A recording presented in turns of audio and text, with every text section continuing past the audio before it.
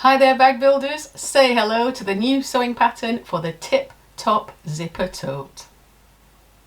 I've made far too many as usual, and this isn't even all of them. I'm Diane from Spencer Ogg Sewing Patterns, popping on to tell you all about its features and what a versatile make it is. This multi-use unisex tote is packed with a multitude of pockets and a choice of handles, so it's really adaptable. Whether you're looking for a stylish everyday bag or a practical carry-on for travel, gym or college, or just for shopping, this pattern has got you covered. It's suitable for domestic machines and virtually any fabric. Choose to make it beautifully firm and structured, or even as a pack-away version. So stick around, because in the next couple of minutes I'm about to walk you through all the amazing features of this fun make and share some of the tester photographs too. The skill level is moderate, but if you've made a couple of bags before, I don't think you'll have any difficulty whatsoever. As usual, it's a full written pattern illustrated with colour photography throughout and provides full-size computer drafted pattern pieces which print onto A4 or US letter size, and this one also has a no print option too. So no worries if you don't have a printer or you don't want to print the supplied pattern pieces, you can make it from the easy rectangle measurements given, and they're in imperial and in metric too. So let's take a closer look at the features of this bag. On the outside, a large quick access front flat pocket that fastens with a magnetic clasp, and it's large enough for your travel documents, Kindle, even an iPad. On the back, there's a divided outer back pocket for extra handy storage for things you want close at hand, such as your phone or a book, and you can divide that how you like. It's got a secure zip top closure and a choice of grab length handles or shoulder length handles. And the ends are discreetly hidden underneath the pockets, so there's no problem if you're a messy sewer like I am. There's also an optional adjustable and detachable crossbody strap. It has a firm, sturdy base to decorate as you wish, or even add bag feet. It has an easy make box bottom method, so there's no measuring of angles. It goes together like a dream with lovely sharp corners. The bag has a wide opening, super spacious main compartment with plenty of room to hold a laptop, gym gear or college files. It's got a super snug fitted lining. On one side it has a big secure inside zip pocket for your valuables, and the bag turns through this so there are no unsightly seams or binding. There's also an inner water bottle sleeve and instructions to change it to fit your own water bottle perfectly.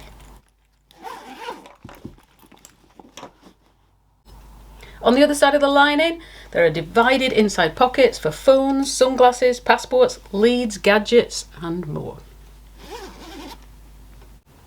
The approximate finish size of the bag is in centimetres 44 by 30 by 10.5 deep, and in inches, if I remember correctly, that's 17 inches wide by 12 inches tall by 4 inches deep.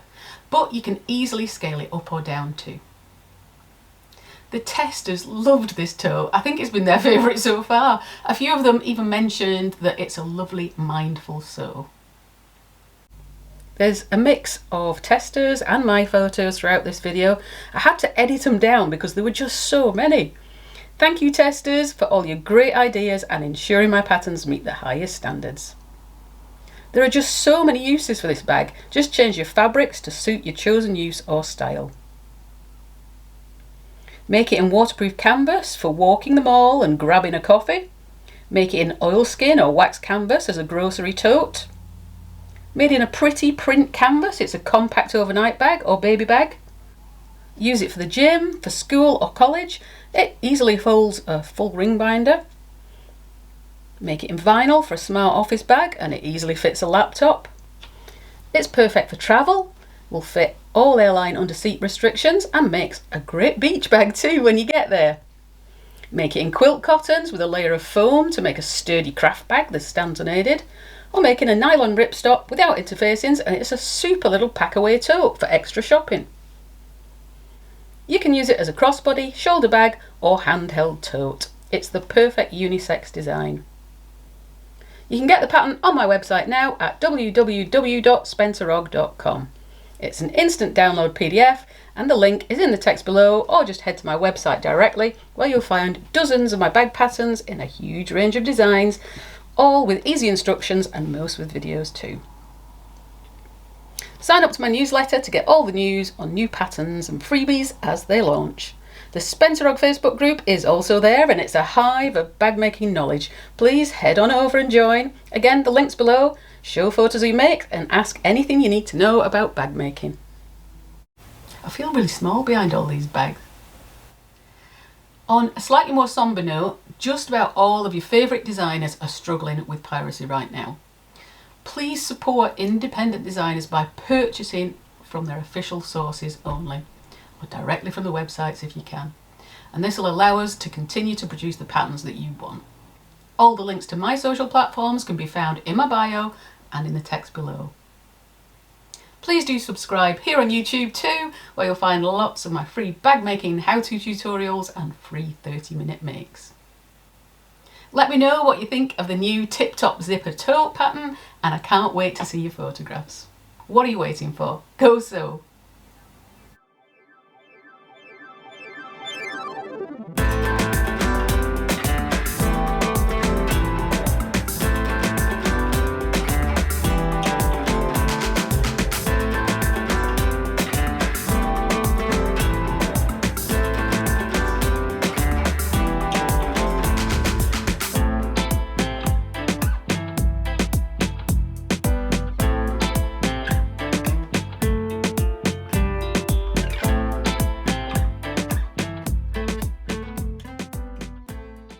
Thanks for purchasing this pattern for the Tip Top Zipper Tote.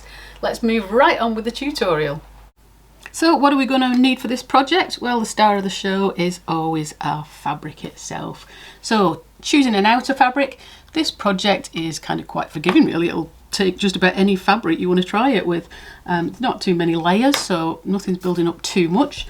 Things I'm suggesting are medium weight fabrics, including things like canvas, home decor weights, waterproof canvas, around 600 denier waterproof canvas, nothing too light, cork, vinyl, all different types of vinyl, oilskin and denim. But as I say, it's very accepting, this bag. You can choose to make it in whatever you want, and then just add the interfacings to make it the firmness that you want it to. So let's have a quick talk about interfacings.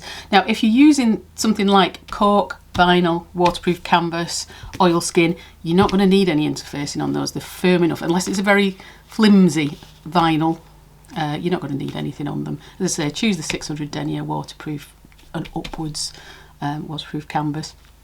But these type of fabrics don't need anything at all. I'll be making one in waterproof canvas today and you'll be able to see it just stands perfectly well. It just doesn't need anything else. If you are using these types of fabrics, home deck weights, canvases, denims, then you will need some interfacing.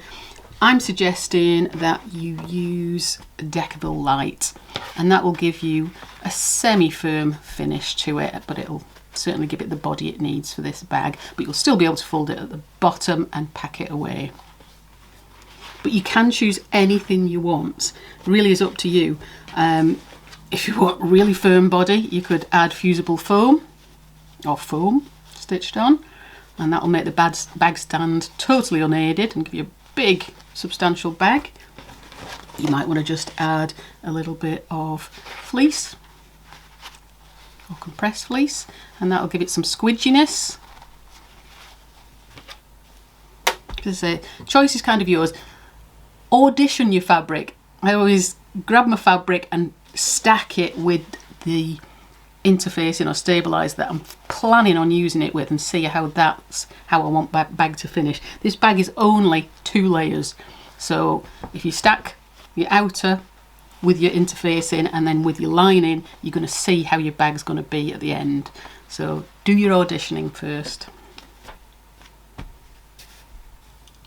So for the lining fabric, I'm just suggesting a quilt weight cotton. You could of course use a lightweight nylon or a lightweight waterproof canvas. Don't go for the heavyweights. It needs to be a lightweight on the lining. With the quilt cotton, you would need to add a layer of SF101 or F220, and those are light to medium weight interfaces just to stabilise them and give them longevity, stop them fraying, stops any creases forming in them later. Always worth doing. If you are using a nylon or a light waterproof, you don't need any interfacing in there at all. Other things we're going to need for this project, we're going to need some ultra firm stabiliser for the bag base or the bag bottom. So I'm using Decaville Heavy because I like it, because it's fusible, it's nice and firm, you can stitch through it, but you can substitute it for anything you want that's that you're able to stitch through. Pellon do a version F, let me get it right, F71 or 71F, which is also a nice firm base. As I say, you can substitute it for anything. It doesn't have to be fusible because we are going to stitch it in place anyway. We're going to need 2 zips, and I've used number 5 zips for both of these. One for the main body of the bag, the top fastening, and one for the lining, just because it's quite a big bag, so it can take a nice big zip. And the lengths are given in the pattern instructions. We're going to need webbing. Again, all your lengths are given for the various handles. I'm using cotton webbing today, but nylon webbing's great too. I'm suggesting 1.5 inch wide webbing for this because, again, it's quite a big bag, and if you're making handles with it, you want something that's, one, quite nice and firm, but also quite chunky. So again, you can substitute it for whatever you like, but I do like the wider width of the 1.5 inch. So you can use this for your handles themselves on the bag, or you can make your handles. And this is what we'll use for the crossbody strap if you're going to add that too. The hardware needed for the bag itself, well, you're going to need 1 magnetic clasp. And I've used an 18mm or 3/4 inch. You're going to need a metal zip end if you're adding a zip end. I'm going to add a logo badge. I've also got a name tag as well that I'll probably put on the inside, maybe on the outside, I'll decide as I go along. If you are adding the optional crossbody strap, you are going to need 2 D-rings, 3/4 inch wide. I know those are narrower than your webbing, that's fine, you don't need it. You don't need your D-rings on your bag to be as wide as your swivel clips, because they're just sort of clipping on there, so it doesn't matter what size they are. So I like to keep those quite subtle. But for your crossbody strap, you're going to need 1 slider or adjuster buckle of the same width, so 1.5 inches or whatever width of strapping you're going to use, and 2 swivel clasps in the same width as well. Now I know these are actually slightly smaller. I'm waiting for mine to arrive, but they'll arrive before I finish the tutorial hopefully, but they'll be 1.5 inch as well. I'm going to use polyester thread throughout because it's stronger than cotton thread, and I use Gutterman Sew-All. So printing instructions, open your pattern document with Adobe Reader. You've probably already got it on your device, but if you haven't, there is a link, the free download inside your instruction document. Print the pattern sheets off, making sure the actual size or 100% box is ticked, and there's nothing ticked in shrink to fit or fit to page, because your printer obviously can reduce the size. And there is a measured control square on the pattern for you to check before cutting at 2 inches and 5 centimetres, whichever you choose. Each page is marked with its description. Cut out and tape them together if necessary. So you've got 2 pieces there taped together.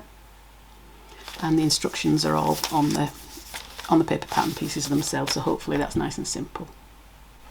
If you do need more help with opening and printing PDF patterns, I've got a full video that will walk you through it, and I've linked it in the text below.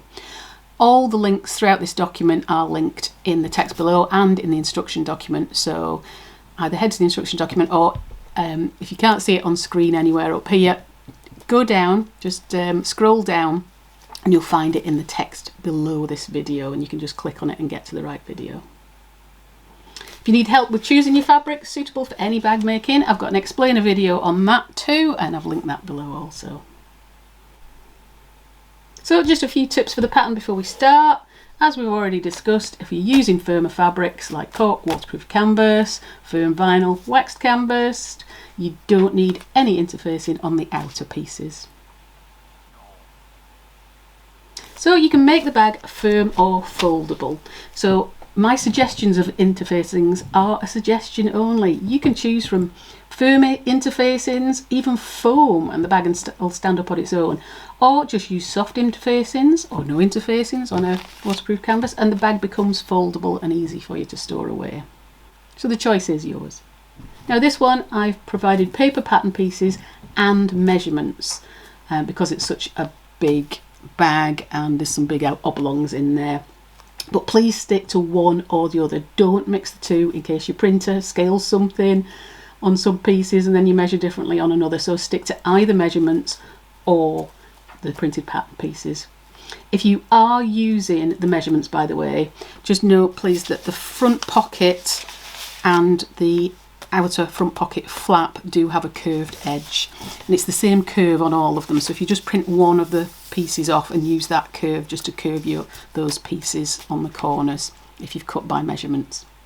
Now just to save paper on pieces A and B, rather than producing the pattern pieces over again just slightly smaller, we want them to fit the lining, or we want the lining to fit a little bit more snugly. So we are going to trim the lining pieces down, and that's what the dotted lines are. But you don't need to do anything at the moment. We'll do it as we get to it in the pattern and you'll see. But you'll see those on there. And if you are cutting by measurements, there is a diagram in the written instructions, or you can follow me on screen. Now the handles on the main body of the bag, you can choose between grab handle length or shoulder length, and choose before you cut out. If you're adding in the crossbody strap, I am suggesting a 1.5 inch wide webbing, but you can choose whatever you want.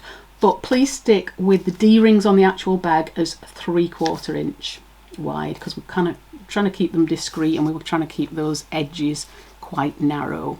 So if you were to put wide D-rings on, that's going to widen the side of your bag and your zip isn't going to fit as nicely, so keep them small at 3/4 inch. You can make the crossbody strap in fabric as well, and there are directions in the pattern how to do that, but today I'm going to be using webbing. Your zips should be the given length or longer, whether that's fixed length or continuous. So we've got an extra inch or so in the zip, so we're going to trim them down to the right size as we go through the pattern. So don't choose metal zips, always choose nylon coil. If you're using a directional fabric, it should be the same direction as the writing on the paper pattern pieces. You can leave your paper pattern pieces pinned or clipped to your cut pieces, or you can use the handy labels included to easily identify the cut pieces.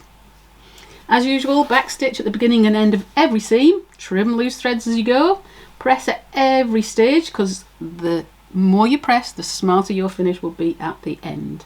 If you're using vinyl, waterproof canvas, anything that might burn, then use a pressing cloth on top. And save paper, follow the instructions on the screen or follow the video and just print the pattern pieces. Let's save a few trees. So cut and fuse all the pieces as directed in the instructions, and if you're ready, we can make a start. In today's tutorial, I'm making a version for my husband Stuart. Now, he says he wants it to carry his laptop around, but I'm hoping it's actually going to encourage him to go and do the weekly shopping, in style, of course. And he's chosen the fabrics today. So, to be expected, as usual, we have a firm camo print waterproof canvas for the outer. So, I don't need any interfacing. And for the lining, I've got an orange quilt cotton. And I've added Vilene F220 to the back of that before I cut it out.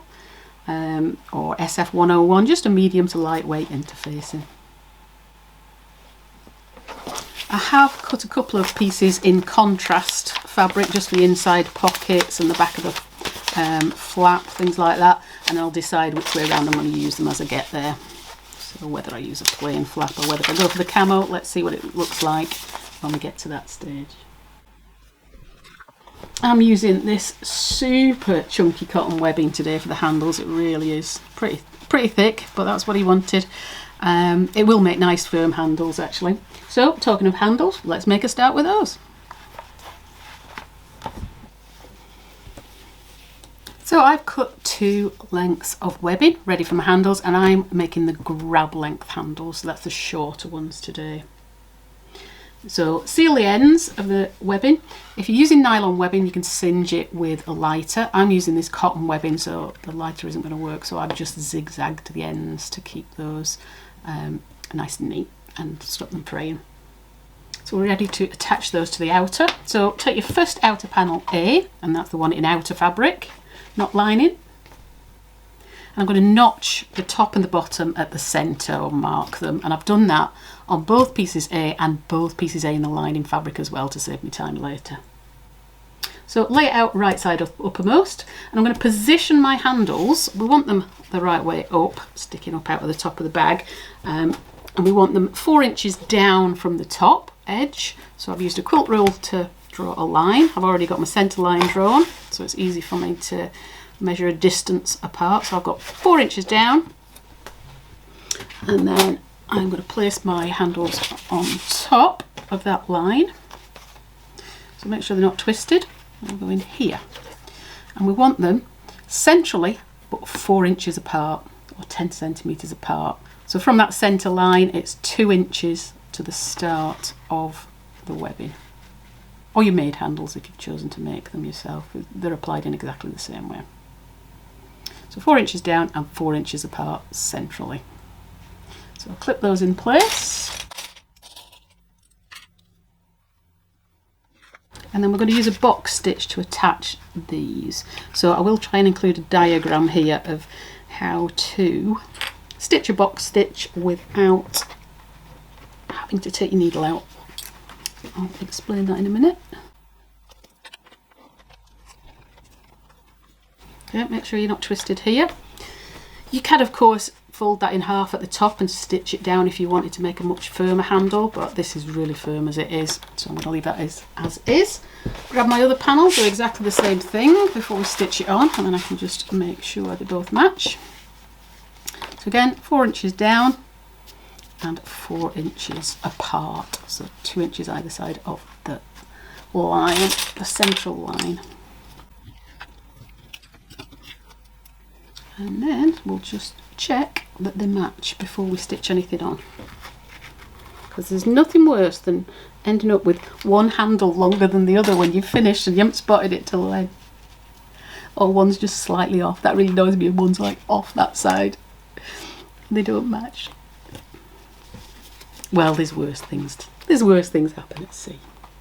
Right, okay, so those are attached. Let us just put the 2 outers together and make sure they'll line up nice and evenly. So just match your outers, make sure they're the same length, make sure that they're going to be attached in the same places here. So that looks perfect, yeah, that's fine. So first one, we shall do our box and cross stitch.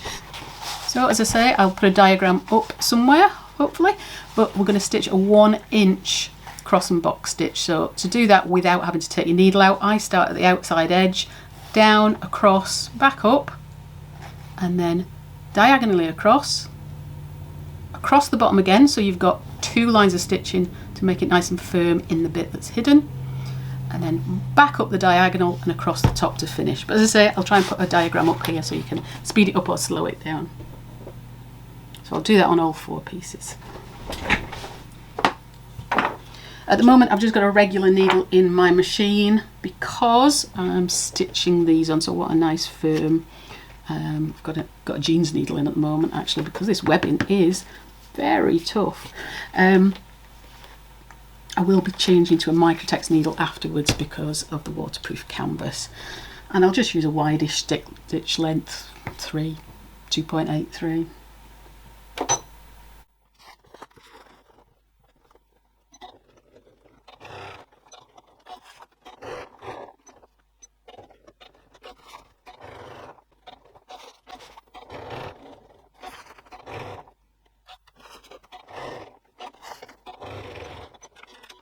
So that's my first one attached. I didn't mention there, I have used matching thread to match the webbing in that because I don't really want that showing up too much, so I've matched it with sand thread as well.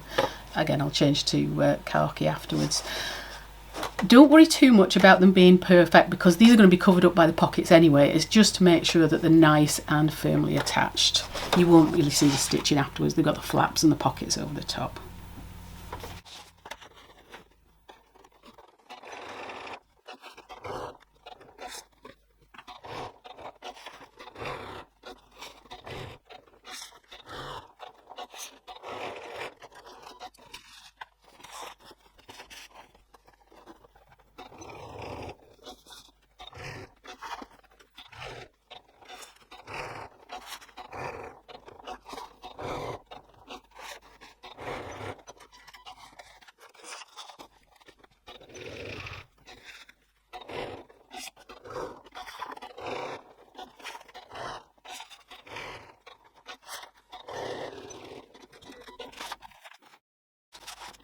So that's both handles attached, and now we're ready for our outer front flap pocket. So I will take those away for now and just grab the pocket pieces. So I've got pieces D and E. D is the pocket and E is the flap for the front of the bag. And just depending on whether you cut from the measurements given in the pattern or whether you printed the printable pattern pieces, they are curved edges. So if you're using the measurements, you do need to print off one of these pattern pieces and just use it to curve your edges of each of the pocket pieces. It is the same curve for each of the four, so you can just print off one and use that. You don't need to curve the pocket pieces if you don't want to. You can leave everything square, that's also fine. If you need any extra help on sewing curves, if you struggle with getting around a curve nice and smoothly, I've got a video tutorial and it's got printable worksheets with it as well, and I'll link that in below. So let's start work on the flap. So I've got an outer and a lining piece. So I've actually cut a contrast lining for this. I was toying whether to use the plain for the flap front, but actually looking at it on the bag, it looks better all in the camo. So I'm going to stick with that as the outer and the plain as my lining. So the first thing is to attach my magnetic clasp to this. Again, you don't need to have a magnetic clasp. It's quite nice without as well. It's just personal preference. But if you want a fastener on there, we will put a magnetic clasp. I've put cross hatches on the back of here just so you can see which is the back, and I've also added a little piece of Decaville to strengthen where I'm going to put the clasp through. So check your measurements in the pattern for the positioning of these. It is important. You'll find that this looks on the flap like it's going to be quite high, this magnetic clasp, but we want to make sure it's well clear of the seam at the bottom and that you're able to have room to get your foot into top stitch the flap afterwards. So that's why it's here. So check your positioning measurements in the instruction document. So I've marked my position on there already. I'm now going to apply the male part of the clasp. So I'm going to mark a positioning on the back. So I'm on the wrong side here. Grab a pen.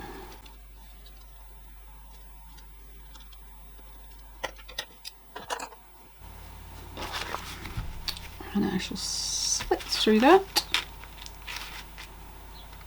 If you're worried about slitting too far, you could put a pin across at the end. And push my magnetic snap through. Washer on the back and push the prongs outwards or inwards, whichever you prefer. I prefer them outwards because it sits flatter. But it is more secure if they're inwards because that can't go anywhere. But saying that, I have never lost one after making a bag, so I'm happy to go doing them outwards. So that's my clasp attached to the lining, and it's on the right side of the lining. Now I want to add a little bit of a feature, just a little bit of a puller tab. You don't need to add it on if you don't want to, it's completely optional. And I'm going to use a cut of webbing. So again, measurements are in the instructions. Obviously you can use the webbing that you've used for the straps. I was a little bit concerned that this really hefty webbing that I'm using, that my husband chose, is so thick I might struggle sewing over that, a couple of layers of that and then a couple of layers of the flap. So I thought I would add a jazzy bit of orange webbing instead, just to give it a pop of colour. So I've sealed the ends of that. The length is in the pattern.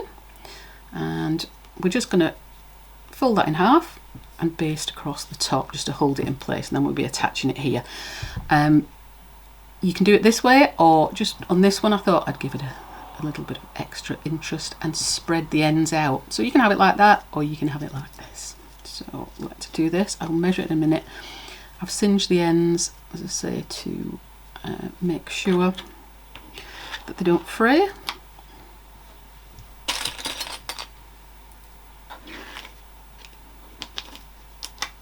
So when that comes through, rather than being folded in half, it will be like this.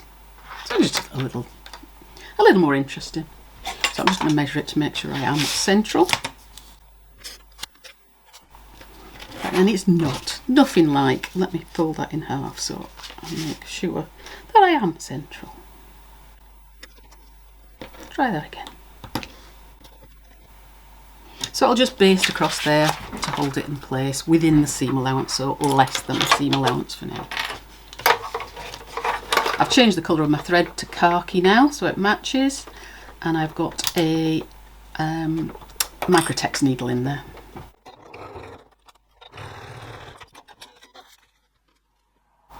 And now I'm going to take both of these flat pieces to the ironing board. I'm going to lay them with wrong sides uppermost, and I'm going to press a 1 centimetre or 3/8 of an inch hem across the long straight top edge. So not the curved edge at the bottom, the straight edges.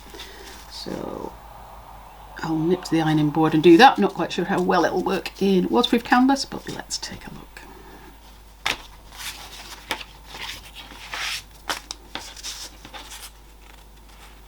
So I've pressed a hem at the top of both of those, and now I am going to place them with the right sides together, right sides facing. Clip them in place, match the curved edges and the straight edge at the top. So matching all the way around.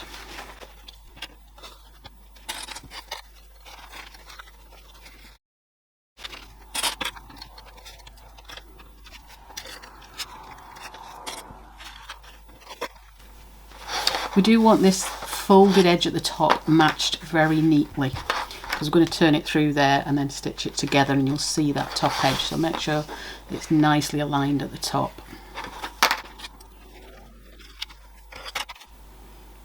So now I'm going to stitch around the curved sides and bottom of that. I'm leaving that top folded edge open, we're turning it through there, so it's just the sides and the bottom.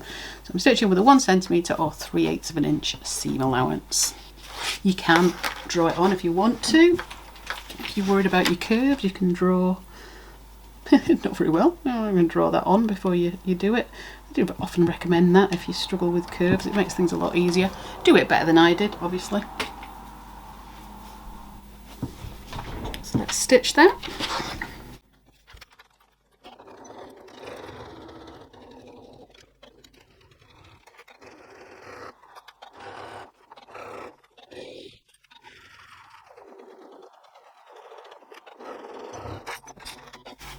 So there we are, we've stitched around the curved sides and bottom.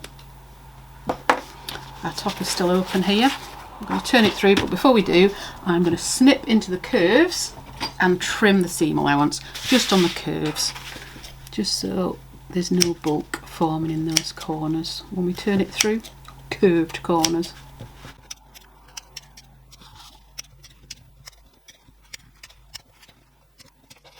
Trim your seam allowance down to about half where the curves are. Doesn't matter about the rest, you can trim down that. Well, I've seen that. You can trim down it, but I have singed it, so I'm going to leave that. Okay, turn through. And then take that to the ironing board and give it a good press.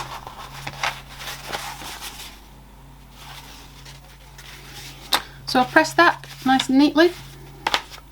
Top edge is still open. I'm going to clip that top edge. Just put a few clips in it just to hold it so it's nice and straight and the edges are matching up very neatly. And then I'm going to top stitch around sides and bottom. So I'm not top stitching across the top, just around the sides and the bottom again. And I'll do that 3mm or 1/8 of an inch from the edge.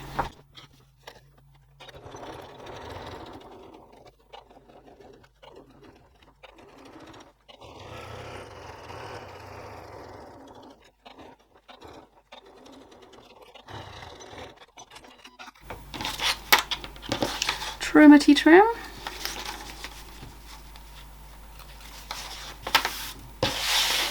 Okay, so that's our flap just about finished. So now we're ready to start on the pocket itself. So let me grab those pieces. So pieces D, which is the pocket. Now I've got an outer and a lining.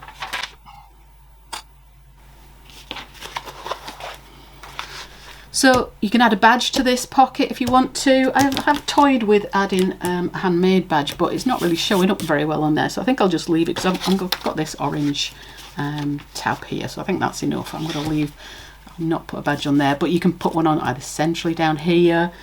You can put it to the side. I've given you some measurements in the pattern to suggest where to put that. So what I do need to do is add my magnetic clasp on here. So on our outer pocket piece. So let me grab my seam ripper again. So this is the female part we're going to add. Again, I've already marked the position on the back. And the positioning is in your instruction document. Do follow those measurements, because it's important that these are going to line up afterwards, because the flap needs to sit in the right position above it. So I'll slip through those, and then from the right side of the outer, push, I'll snap through, add the washer. What would I do without a metal ruler? I use these metal rulers for this all the time. I'm always scratching off the digits. There we are, that's our snap attached. So now I want to grab both pieces and get back to the ironing board, and again fold and press a 1 centimetre or 3/8 of an inch hem along the top of each of those pieces.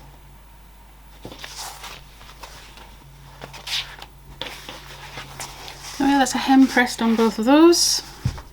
So just as we did with the pocket flap, I'm going to place them with right sides together and clip up in them all the way around the outside, and we want to match that top edge very neatly again here too.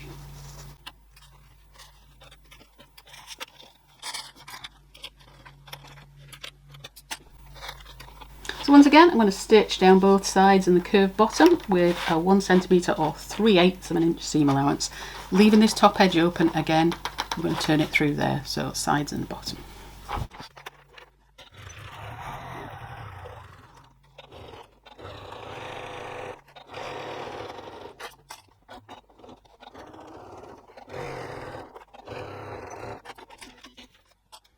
So once again, we will clip the curves and trim the seam allowances back.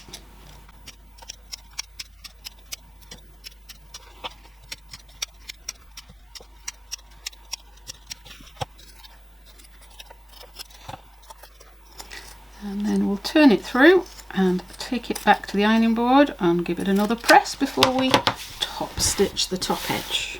So let's turn that through.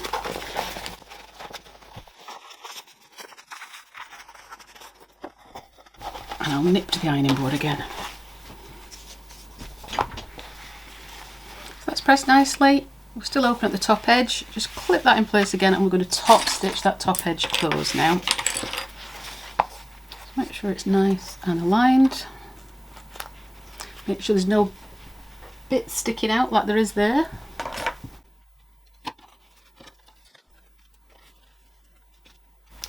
So I've just clipped it together across that top edge, and I'm going to top stitch 3mm or 1/8 of an inch from the edge, and then I'm also going to do a second line of optional top stitching just below that.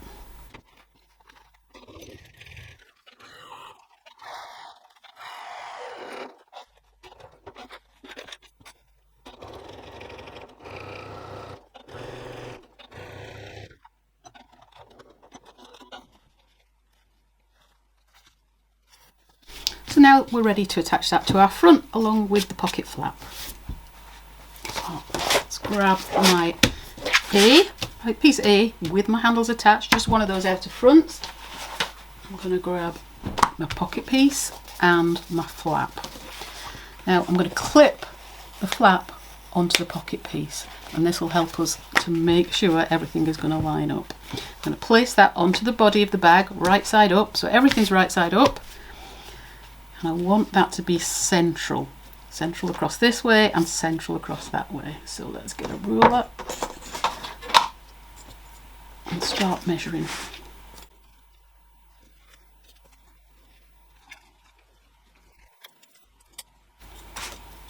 And then once you're happy with that, we can just put a little bit of sticky tape on it. You can pin it. I'm not really going to be able to pin this, but I'm just going to use a bit of sticky tape on the pocket piece itself.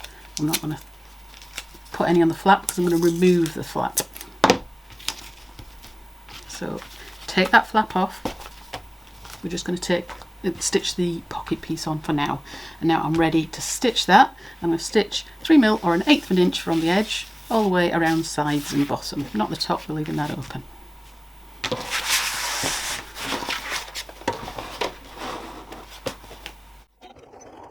Remove your sticky tape as you come to it, of course.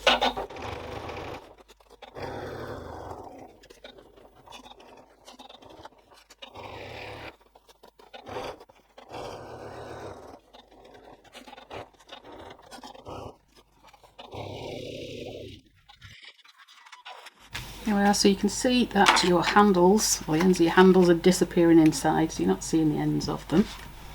Now we're ready to put the flap on, so snap your flap back on so we get the ideal position for it, and just measure that up again, make sure it's straight against the top edge, equal distance,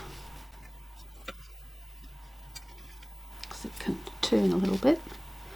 And this will then close the top edge when we attach it as well here, because this top edge of the flap is still open, so this will secure that down as well. So I'm going to use a bit of tape again.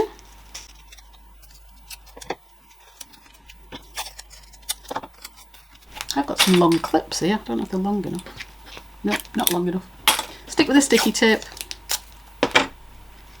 So my handles are going underneath there. We're going to be stitching over the top of the flap and the handles. So I'm just going to stitch along that top edge, 3mm or 1/8 of an inch from the edge, and that will close the top edge of the flap and it will secure it to the bag. I'm going to add a second line of stitching as well, just to give it a twin needle look. Let me eyeball that, make sure it looks right. Yep.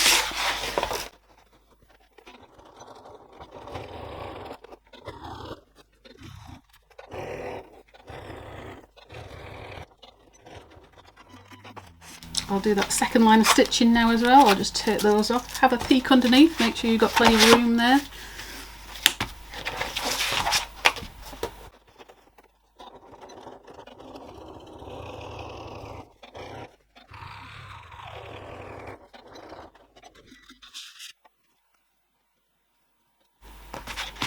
So that is our pocket and our front complete.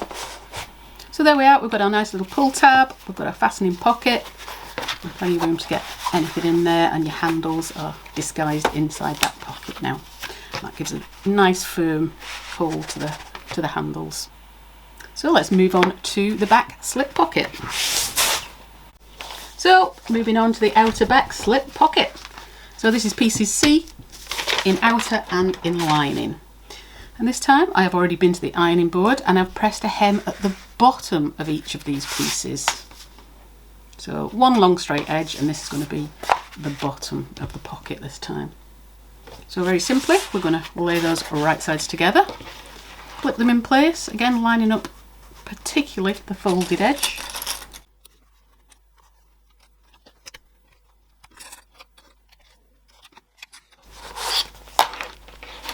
So right sides together, I'm going to stitch around the three sides and top in this case, and I'm leaving that bottom folded edge open. So with a 1 centimetre or 3/8 of an inch seam allowance.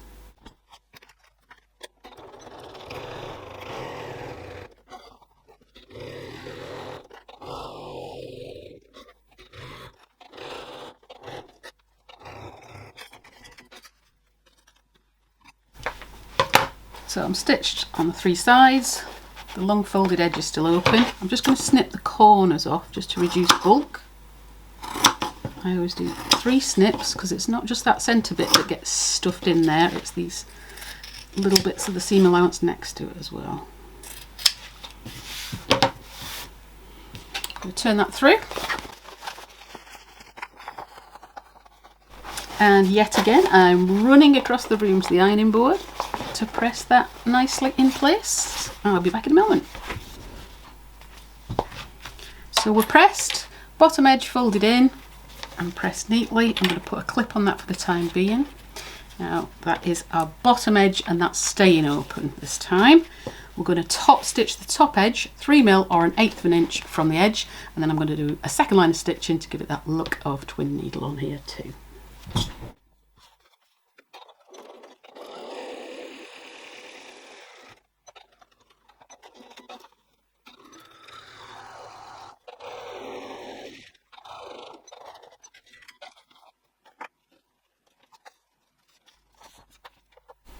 And then we're ready to attach this to our outer back. So grab your outer back piece, your second piece A that has no pockets attached yet, and we're going to lay that on and we're going to position it 5 centimeters or 2 inches down from the top and centrally. So let me measure that. Put a little line on there at 5 centimeters or 2 inches already to make it easy for myself. And then I'll get the trusty tape again, bit of tape on there, bearing in mind here that you've got the top stitch edge to the top and your open edge still got the folds into the bottom. So pin, tape, long clip, whatever you've got, just hold that in position. And then I'm going to stitch around here with a 3mm or 1/8 of an inch seam allowance. But just thinking, I'm going to slip a little name tag in there as well. I think just have a quick look at positioning. I think along this seam on the right hand side, rather than put it inside the bag, I'm going to put it there. So I'll just slip that underneath the pocket and stitch it in as I go, but I think I better put a bit of double-sided tape on because I'm very likely to miss it otherwise.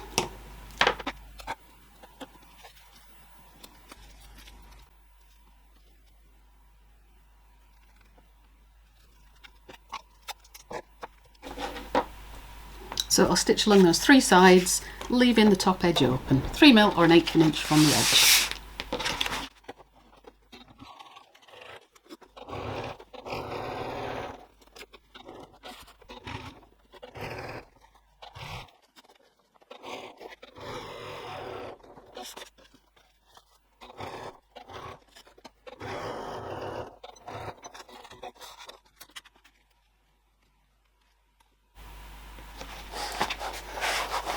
So that's my pocket attached.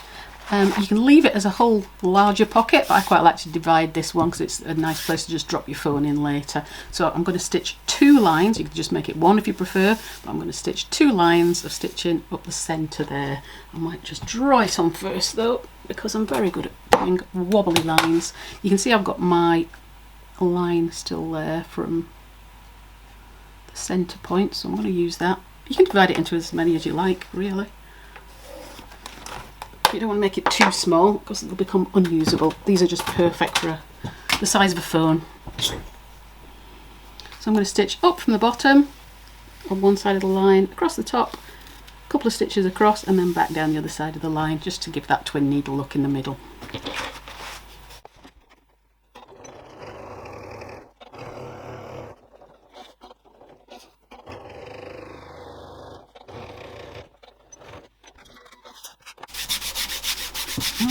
Wipe my chalk marks off. You can see sections there now too. And again, your handle, the ends of your handles have disappeared, never to be seen again. So you can add rivets to either of these panels if you want to. They're quite nice to put in the top of the pockets. You can put them in the sides, anything for a little bit of decoration. Even in the front of the flap looks good too. Have to avoid your clasp obviously if you've added that. I'll miraculously put a couple in now. And as if by magic, there we go. So you can add rivets anywhere, you don't need them, but they do add strength if you want to add them in. If you've got very thin fabric, you can add a little piece of extra Decaville on the back, just to give you an extra hold with the rivets. But this is good strong fabric anyway.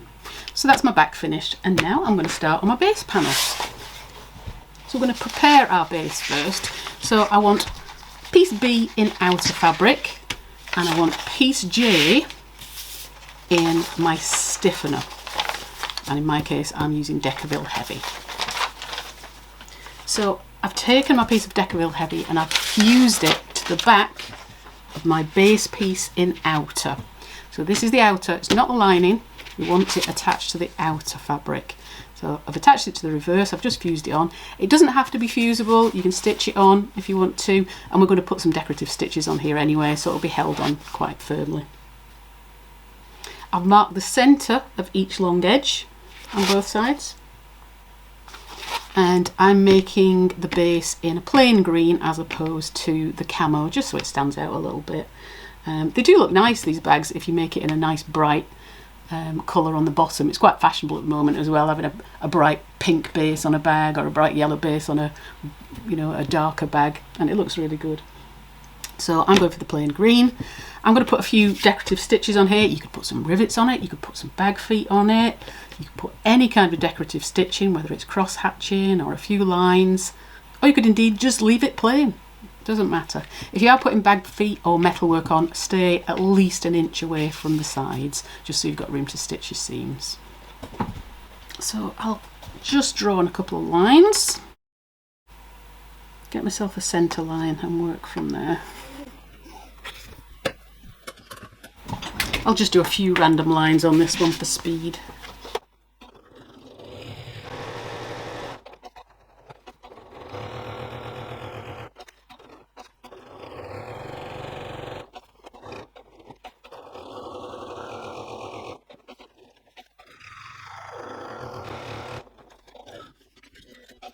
Not terribly obvious in the green. I probably should have done it in black or a brighter colour. Let me wipe that. I find the best thing to get chalk off is wiping it on your trousers. So just a few lines on there, but you do it in a contrast stitch as well, that would be nice. So we can now attach the base to the outer front. So grab your outer front, and you've got your centre line marked on your outer front already. You want to place your outer front right side up, and you're going to place your base right side down on top and match up those centre points. That's why I marked them front and back of the fabric, so it's easier to see. And just measure each side just to make sure you have got an equal distance. In fact, you can see on the mat there, I've got 2 inches either side. So I'm going to clip that in place. I'm going to put a couple of clips in, but something very important is to make a line or a mark 1 centimetre or 3/8 of an inch from the edge of the base on both sides, because we want to stop stitching at that mark. And that is going to help us to get a really nicely fitted base. So in fact, we're just going to draw it all the way across, because I'm going to need it on the other side as well. So I'll just draw a line all the way across there. Obviously use chalk. I'm using this just because it's easier for you to see, I think.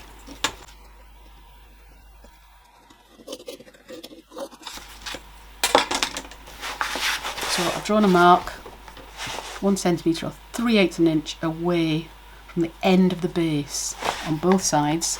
And I've done it at the top and bottom of the base. So I'm going to stitch across there now. I'm going to start at the line I've drawn. So I'm not starting right at the end, I'm starting 1 centimetre or 3/8 of an inch from the end.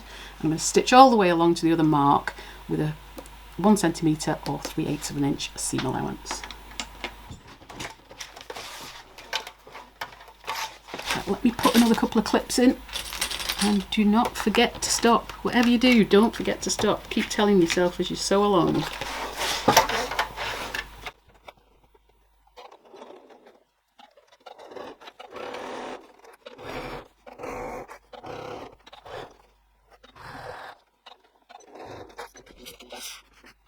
So that's attached.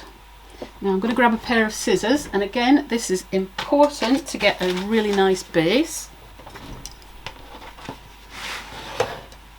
I'm going to lift up the panel, the base panel, and I'm going to snip the outer front directly to that corner point. So let me snip it and then I'll show you a close-up. So I'm lifting it up, and just to where the stitching stops, I'm going to cut. So let me show you that. So there is the base, and at that 1 centimetre or 3/8 of an inch line, I'm going to snip the fabric underneath. And that line, that cut, stops just where that line of stitching ends. So hopefully you can see that. I'll do that on the other side as well. So lift the base, and I'm cutting the outer, I'm not cutting the base, I'm cutting the outer front up to the stitch line. Just under there.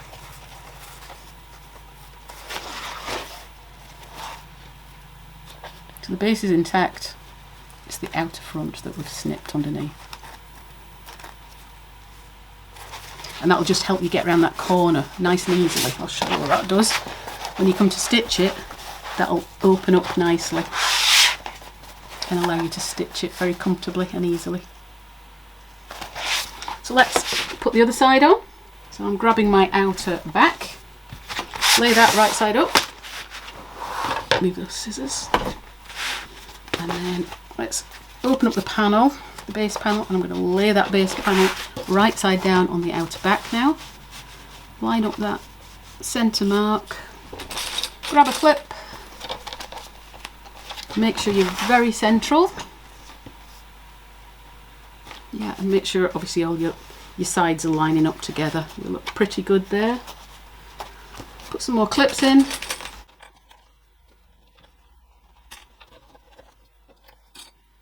And then once again we're going to stitch between the two lines. So from your marks that you made at 1 centimetre or 3/8 of an inch, we're going to stitch from one to the other, leaving the seam allowance unstitched either side.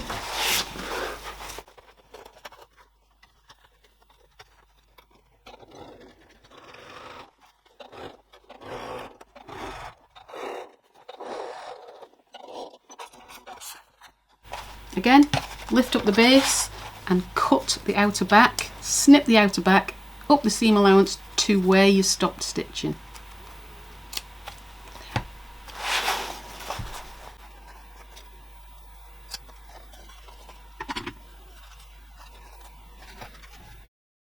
So now I'll head to the ironing board, I'm going to open it out and I'm going to press the seam allowances towards the base. Don't top stitch them, by the way, or you'll find you'll have difficulty getting around the corners, so we're just pressing them towards the base.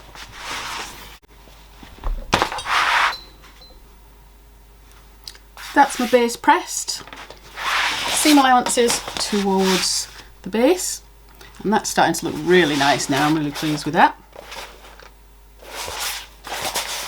So before we start work on the main zip, just one little thing to do here is take a quick tea break. So for my tea break today, well, we've just been on holiday to Spain and we always buy these choco and biscuit bars. I think it's Lidl or Aldi that do them, but boy are they good. It's just like pure chocolate. And very nice with a cup of tea. Look at those babies. Look at all that chocolate. Excellent. Anyway, I'll have that in a minute. You might want to take a dinner break here. You might even want to go to bed because it is quite a long bag. A couple of things to think about when you've finished your bag is you can make lots of add-ons for it as well. Obviously it's got enough pockets to keep you going for a lifetime, but we like to add a few things to these. This one I added a sanitizer pod, and you can use it with hand sanitizer, you can use it for your car key fobs are very good now, and lipsticks, whatever. It's just an extra dangly, isn't it? You could put an extra little loop on the side, an extra D-ring on the side, or you can add it onto your D-ring where your strap hangs, but it's just an extra little bit of fun. Lots of things that you can make to go with them as well. This one particularly, I've been using this to death. I've been using it every day. It's been everywhere with me now. And although it's got enough pockets, as I say, to keep me going for a lifetime, I've been using it with a forget it knot, because I think that goes really nicely, just pulling one of those out at the same time in the same fabric. So I've been finding that quite handy.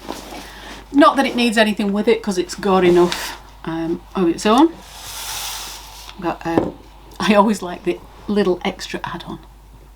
Anyway, back to my biscuit.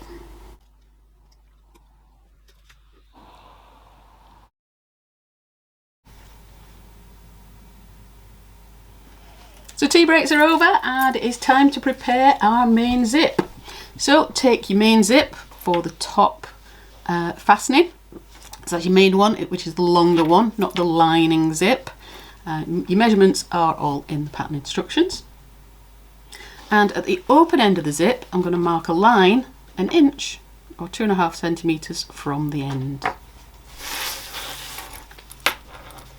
I've actually put a staple in the end there so I don't lose my zip puller, by the way. You could just zigzag it or a couple of lines of stitching over the end. We'll be removing that end near the end of the instruction, so don't worry if it's a little bit raggy. It's one of the reasons I always say use nylon coil zips. Don't go for metal zips because we tend to trim them in bag making. This is just a nylon zip that looks like metal, and they're very good now, these continuous zips. So continuous zip or a fixed length, doesn't matter which, we're going to trim it down, so it's fine. Grab a couple of pins, and at the mark I've just made, I'm going to fold the zip tape at 90 degrees so the teeth angle outwards, and then I'm going to pin them in place. So first one, zip tape behind and outwards. Let me pin it and show you.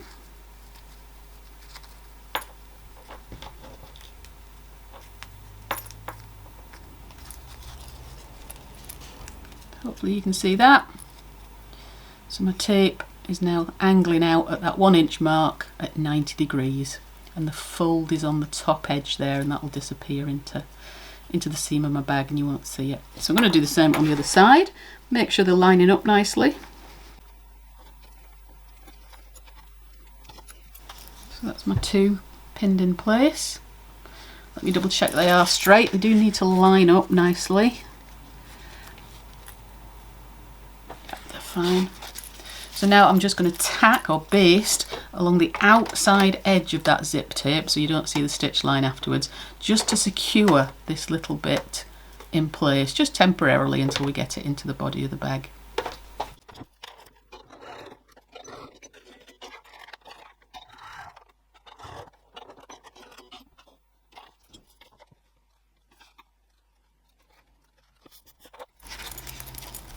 You can see now the ends of that zip tape, and they'll disappear into the bag like that to make a nice neat end. So ready to attach that to our bag. So here's my outer, and I'm going to lay it with the outer front right side up. So I'm going to start work with the side with the flat pocket, and we're right side uppermost. If you do need any extra tips, by the way, on how to attach perfectly straight zips, I've got a good video on YouTube, and again it's linked in the text below. So fold your handle down out of the way. This is a big chunky one. And then grab a bit of chalk. We're just going to mark the sides here for our zip positioning. So I want to mark the straight top edge 4 centimetres or 1.5 inches in on all 4 sides. So I've done that already. We'll do that both sides and on the back as well. So you've got your 4 marks there, and that's your positioning marks for the start and finish of your zip. So grab your zip. So our body is right side up, and I'm starting work on the outer front with the flap pocket. So I'm going to lay my zip right side down, so we've got right sides together, and the zip puller is to the left when closed. So here's my zip puller, and I'm going to position the open end of the zips, the one where we've got the fold, on the 4 centimetre or 1.5 inch mark that we made, and clip that in place. So I'm lining up the zip tape here with the edge of the body of the bag, and I'm lining up this angled end with my 4cm mark.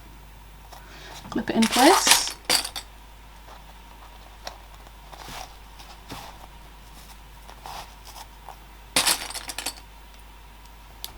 So I'm going to line that up all the way along. You can open the zip now. I would always press your zips first as well because they can shrink. And you're better to shrink them before you start than after they're on your bag. So clip that in place all the way along. You can use double-sided tape if you prefer. And then when we reach the second mark that we made, the second 4cm mark, we're going to veer or angle the zip downwards towards the body of the bag. So let me show you that. I'll put a clip just here, and then as you see that 4cm mark or 1.5 inch, we're just going to pull that zip downwards and away so that when we stitch, the zip will become released and pop out of the top of our bag. So I'll hold that like that. I'll put one on the side, and then using a zipper foot, stitch the zip in place all the way across the top edge, edge to edge, with a 6mm or 1/4 inch seam allowance.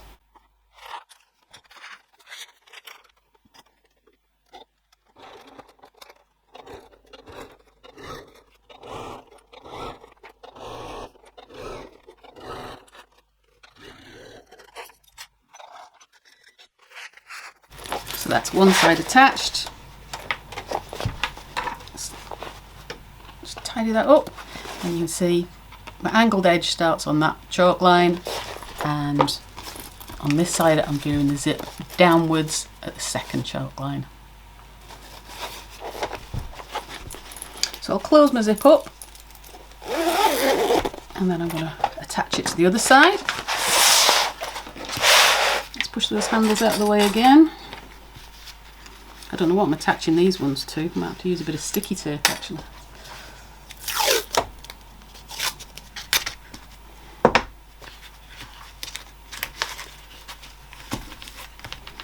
Nothing worse than getting your handle caught in a seam later on.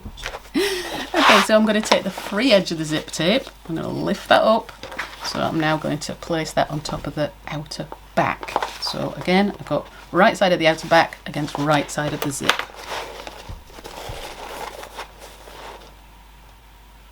And exactly the same here. Let's start by positioning. I'll open the zip in a sec. I just want to make sure that that first position is absolutely right and that my edges are lining up here.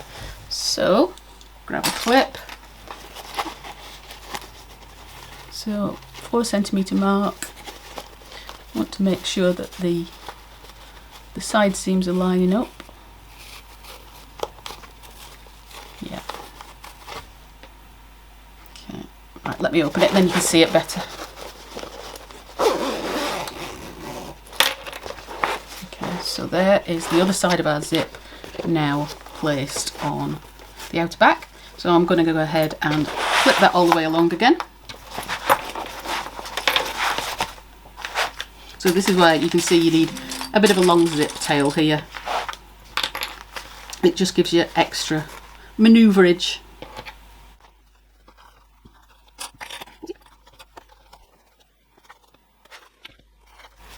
And when I get to the second line again, the chalk line, I'm going to angle that zip down exactly as I did on the other side and try and keep it equal to what you did on that side so that it pops out really nicely on both edges.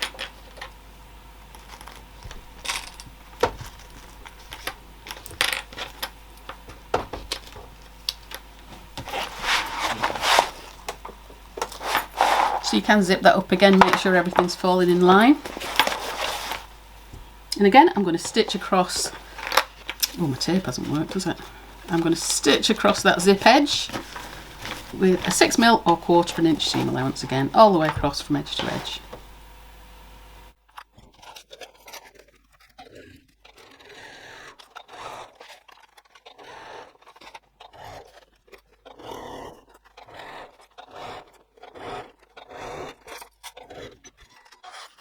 That's our zip inserted. Give it a quick try.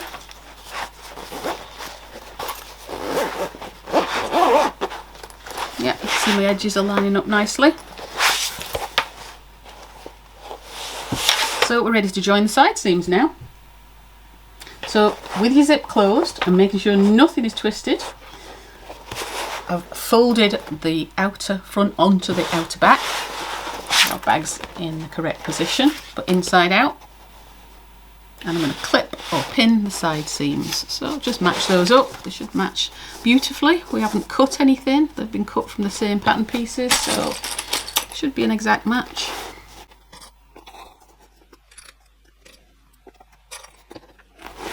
Same on the other side. We're going to hold that zip tail up out of the way. We don't want to be catching that in our stitching.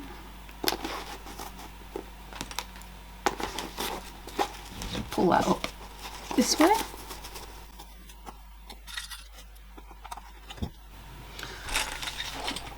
And then I'm going to stitch both side seams with a 1 cm or 3/8 of an inch seam allowance. Don't worry about this open bit at the moment, that's our box bottom that we'll deal with in a second. It's just the side seams.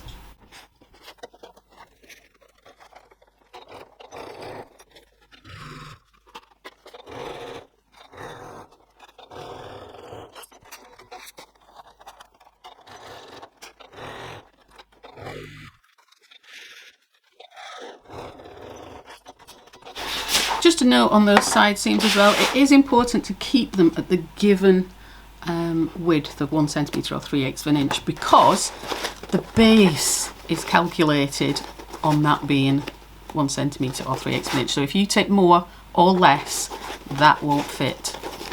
So just stick with the given seam allowances. Okay, so that's our side seams, looking good. Going together nice and quick now. So I'm ready to box my corners next, but I want to press my side seams open. Whether you've got your zip open or closed, just open that fully now. And just head to the ironing board and press those open. It does make a difference. Don't trim the ends of the seam allowance on this one, you don't need to. We want those for strength, so just press those open and then we'll come back and do the box bottoms. So that's my side seams pressed open as best I can with waterproof canvas, but it will hold them open when we get to the bottom and the top seams. So now we're ready for our box bottom. So with our bag still inside out, we're going to match the box bottom corners of the outer and stitch with a 1 cm or 3/8 of an inch seam allowance. And those little snips that we made will really help us to achieve a nice, tidy, tight corner. So here we go. We're matching the side with the box bottom. And because you've got those snips in there, let me put a couple of clips in and then I can show you close up. Because we've got those snips in there, that will make things nice and tidy. So if your seam allowances are spot on, then everything's going to fit spot on. So from underneath you can see the box bottom is flat. From the top, from the sides, you can see if I open out that base, you can see what those snips are helping me to do there is get around the corners. So open that out. So seam allowance open. So I'm going to stitch across there with a 1 cm or 3/8 of an inch seam allowance, and we're literally stitching from corner to corner.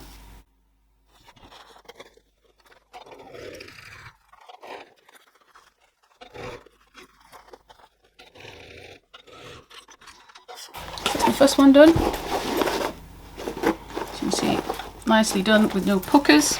Let's do the other. It's finding the best way to show you this. So flatten it out again, flatten out your seam allowance, clip in place.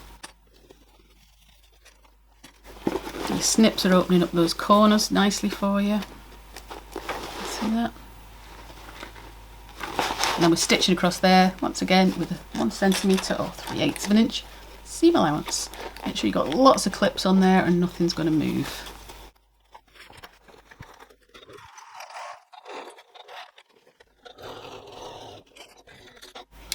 Now just for added strength you can do a second line of stitching just on the seam allowance as well. You know, a few mil or 1/8 of an inch away from the first, and that'll give you extra strength in the base.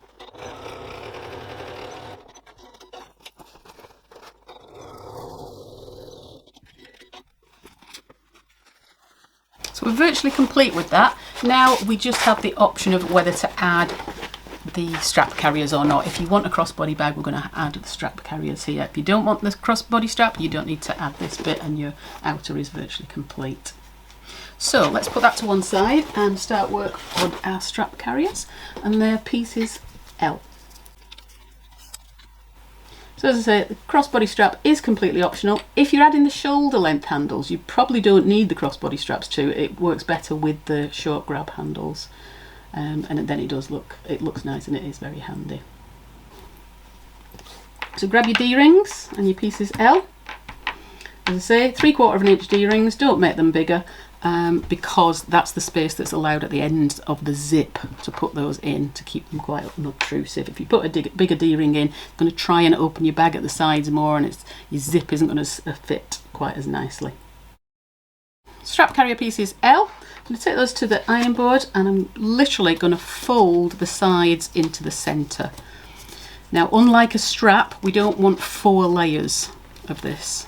We only want 2 layers, because we're going to be doubling it over afterwards. In fact, do I even need to iron it? I might get away with it.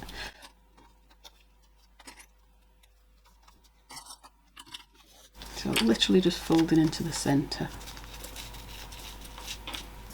Don't fold it over again.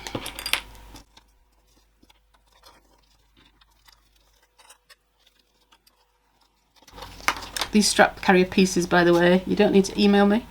They are listed under pieces to cut with a ruler. They're not a paper pattern piece. So just look on the cutting chart for the size of those. So I'm going to top stitch along both long edges of each carrier, 3 mil or 1/8 of an inch from the edge.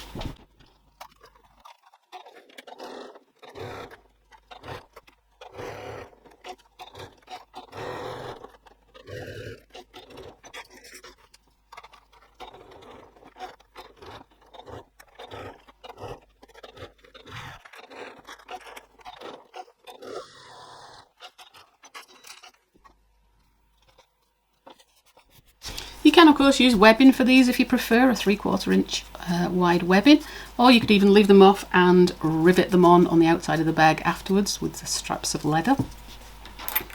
So I'm going to grab my 3/4 inch D-ring, thread those on.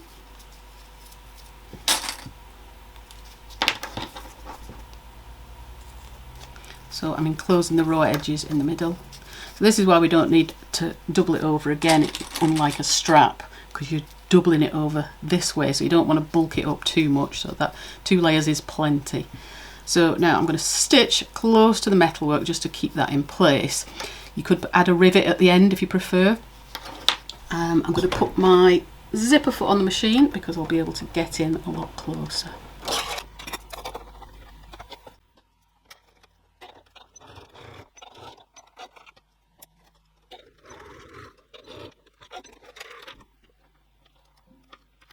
Trim those up, and then we're ready to add those to our outer. So take your outer again, and we're going to centralise these on the side seams, but we're going to have quite a lot sticking up above for extra strength. So we're going to have 3.5 centimetres or 1.5 inches sticking out above the bag when we put it on, so that'll end up inside the bag as extra strength. So the easiest thing to do is just mark them on, I find. So just mark a line. So we're just measuring from the raw edge, 3.5 centimetres or 1.5 inches.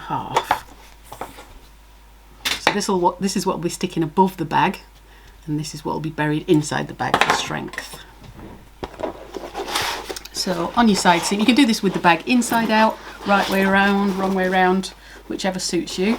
Make sure your side seams are open, and then I'm going to position that so that my line is on the top edge of the bag. So let me clip it on and then I'll show you.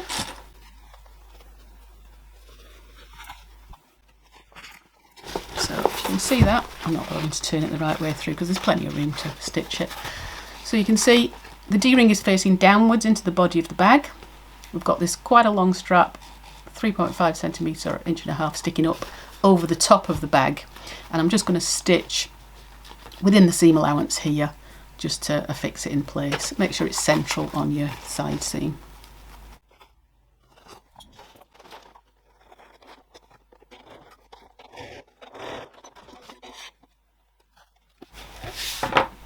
That's one attached, and the second one, so it's right sides of the bag. I'm just not bothering to turn it inside out or turn it the right way through. Trim that off. So onto the right side of the bag, D-ring going down, centre it on the side seam at my positioning mark. And again, keep the zip out of the way and I'll stitch that on. So I'm stitching within the seam allowance, we're just basting it at this point.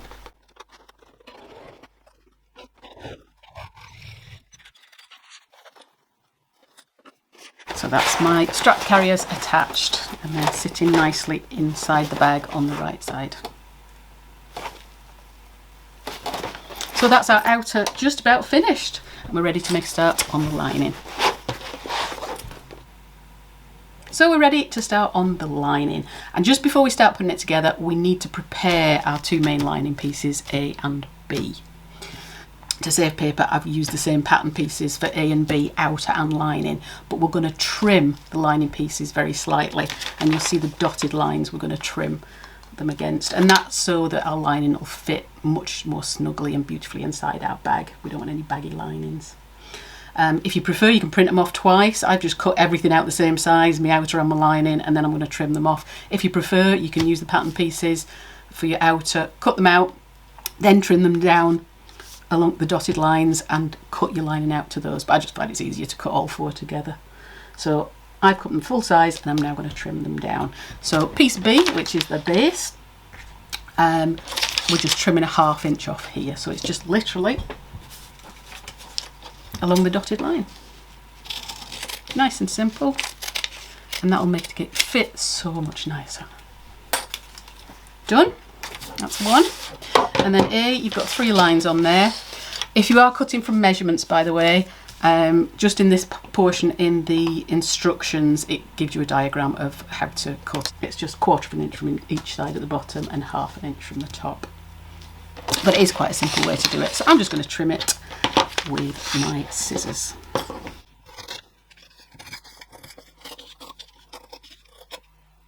You could use a long quilt rule if you preferred. I might do that on the top actually.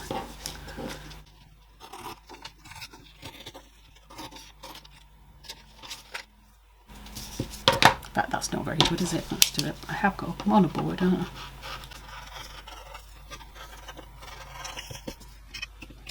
I? Always change your blade before you do a tutorial.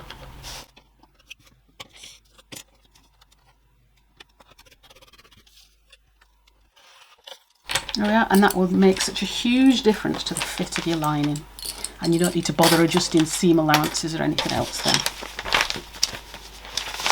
So that's my main lining pieces prepared. So I'll put the base to one side for now, and we're going to start work on one of the lining pieces. So take one of your lining pieces, A, and make a mark on these, because bear in mind it's now narrower at the bottom. So I'm going to put a B. In fact, I'm going to do it on the other one as well, so I don't forget. B, the bottom. In fact, I'm going to mark it on the front as well, so I definitely won't forget, because it's easy to do. Because you're now narrower at the bottom.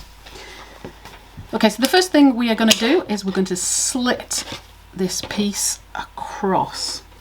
So let me grab a quilt ruler. We're going to insert our zip for our zip pocket, and I want to slit the panel 3 inches or 7.5 centimetres down from the long top edge. So it's not the bottom, it's the longest, widest edge. So let me grab my quilt ruler. Now this is when I have to stand up and you realise I've got my shorts on. It's so hot here today.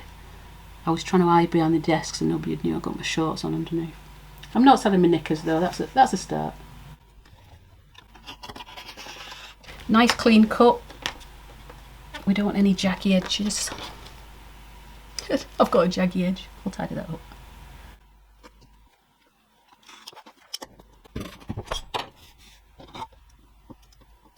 It's only tiny, nobody will notice. Okay. So I've now got 2 panels. So this is going to be our back lining with the zip on it. So I'm going to call this now our upper back lining and our lower back lining. If you want to add a woven label, you can add one here centrally. Obviously I've added one to the outside of the bag, so I probably won't bother on the inside. But you can, it's nicely visible there. Also, if you wanted to add something like the glasses pocket that we made a couple of months ago, then that fits nicely on here too. You could even add an extra slip pocket on there before you made it up if you wanted to also. So just put those to one side for the moment, and I'm going to grab the zip for my lining. So I've got the zip for my lining. That's going to be sat between these 2 upper and lower panels, and that'll make our zip pocket. So we'll just prepare the zip first. I've given you measurements to cut this down to in the pattern, so I've just made a mark on there. I've called for a slightly longer zip because I want you to be able to cut the ends off, so use a piece of continuous zip or a fixed length, but we don't want any tabs and metal ends on there or anything, so cut that down to the length given in the pattern instructions. Then I'm going to grab my zip tab pieces M, and again those are cut measurements, they're not paper pattern pieces, so check your cutting chart for those. I'm going to take 2 of them to start. I'm going to one end of the zip, I'm going to sandwich one end of the zip between 2 of these tabs. So 1 tab right side up, lay the zip on top, right side up, and then 1 tab right side down. I'll put a couple of clips in that. So the end of the zip is butted up against the end of the tabs. I'm going to stitch across there with a 1 centimetre or 3/8 of an inch seam allowance. I'll do the same on the other side before I stitch it. Sometimes it's worth just stitching those ends together because it does make things easier before you start. So zip tabs on the other side as well, so right side up for 1, zip on top, butt it up against the end, and then 2nd tab right side down on top. So we've got a nice little sandwich with the zip in the middle. So make sure that your zip is running along the sides, and the zip tab is going to be nice and straight on there. I like to add a couple of extra clips on the open end just to hold it nicely in place. So I'll stitch with a 1 centimetre seam allowance or 3/8 of an inch across both ends. You can stitch from the back or the front. The back is sometimes easier.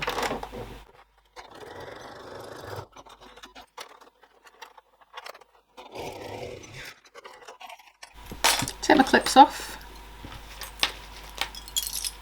and open out the zip tabs, and that'll give us the extra length for across our panel.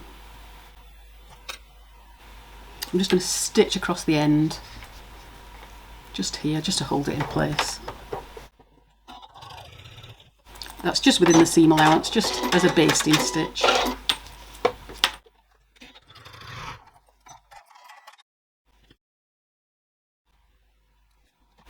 If your zip is narrower than the zip tabs, then trim your tabs to match the width of the zip so you're all equal.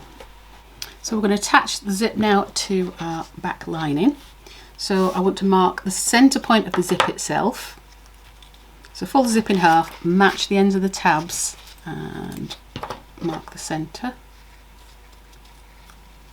Chalk doesn't want to play nice. I'm going to mark the centre of my panels as well. We did actually mark that centre point at the bottom already, but I'll make sure it's nice and clear. And first of all, we're going to work on the lower part of the lining. So take the upper back lining away for now. So with the lower back lining right side uppermost, I'm going to lay the zip face down on top with the puller to the left when closed, that way around. I'm going to match those centres.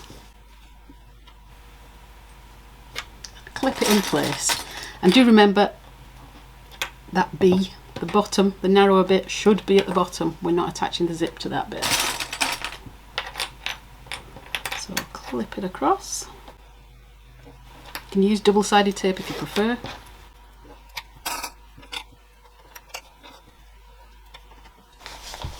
And then take one of your lining zip pocket pieces F. I've cut two in different colours, so I'm going to use the contrast for the back lining. So what we're putting on first is the front part that you won't really see. So I'm going to use orange for that. I'm going to lay that right side down on top. That's bad interfaces, isn't it? Put that to the bottom, nobody will know. I'm going to centralise that. You can mark the centre point again just to make sure. But you want that to cover both sides of the zip. You want to be covering those edges. So move that down, I'll clip that in place. So just again, zip's already on there, right side down against the lower back lining. We're putting pocket piece F, right side down on top, and we're centralising that across the panel, lining it up along that top edge again. Clip it in place.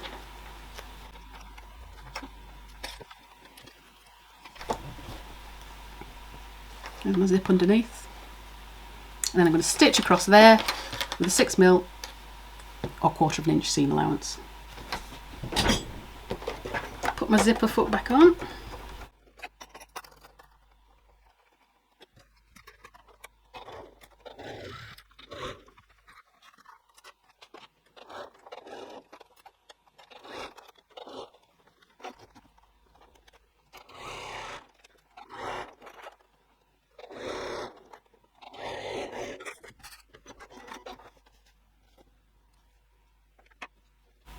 And now I'm going to flip that up and flip it over to the back to reveal the free edge of my zip tape.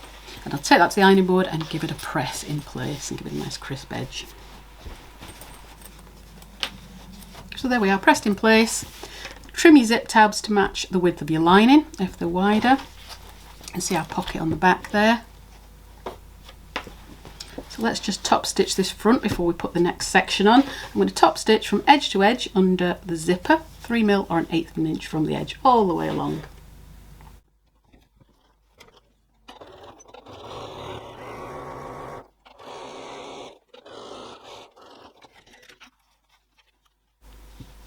So now I'm going to leave my lower lining with right side uppermost, and I'm going to grab the upper lining again and lay it face down on top. What did I do with it? There it is. And we remember that one will be very slightly wider than the other. Very slightly. There's hardly anything in it. You won't notice it anyway. Let's see if that. Okay. So I'll put it above, but then I'm going to flip it down so it's right sides together on top, matching up the top edge of that with the free edge of the zip tape. Clip it all the way along.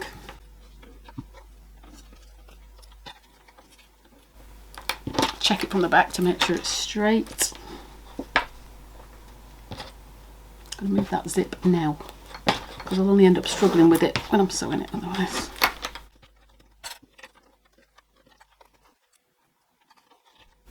And then I'm going to baste across there just for ease. I'm going to add the other pocket piece, but I'm going to baste it first rather than trying to clip it on.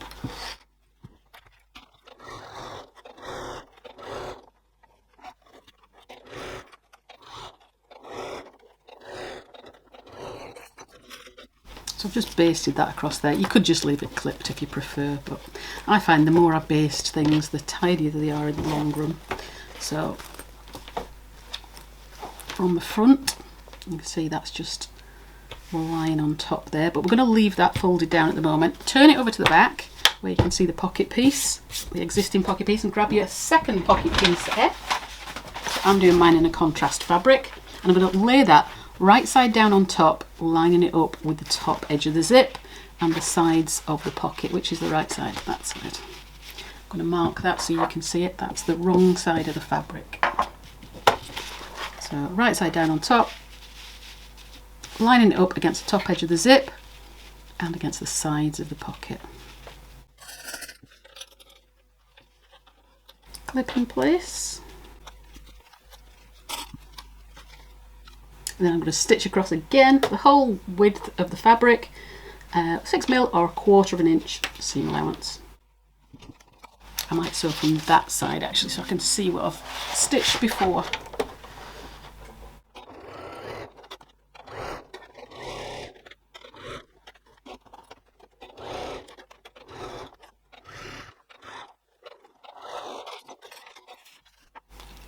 Trim my bits.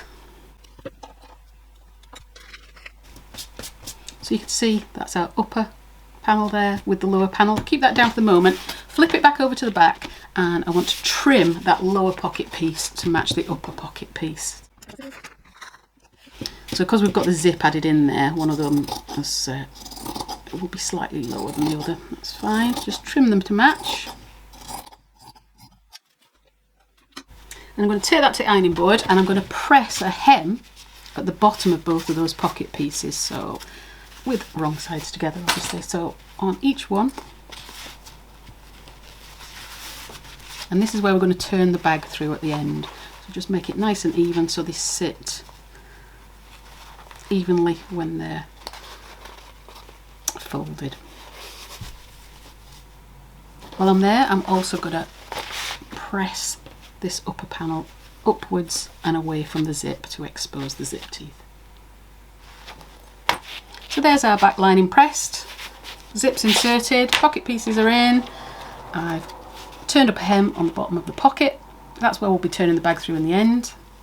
I won't put a clip on that at the moment. Flip it back to the front, to the right side, and we're just going to lift up this panel, this lower panel, so we can expose the pocket underneath. And we want to stitch the side seams of the pocket without catching in the lining. So I'm going to stitch up each of those side seams of the pocket only, not catching in any of this. I'm going to do it one at a time because it tends to fall better like this.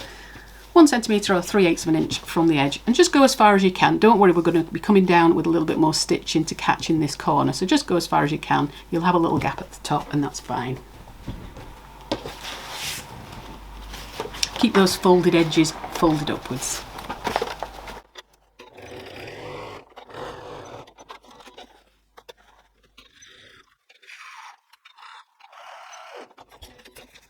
So that's the sides of the pocket stitched. If you look underneath, you've got a little gap at the top, it's fine, we're going to catch that in afterwards.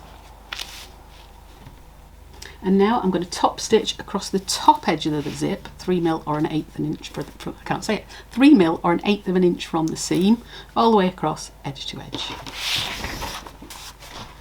Make sure your pocket linings are staying down, you don't want to catch any of those in there.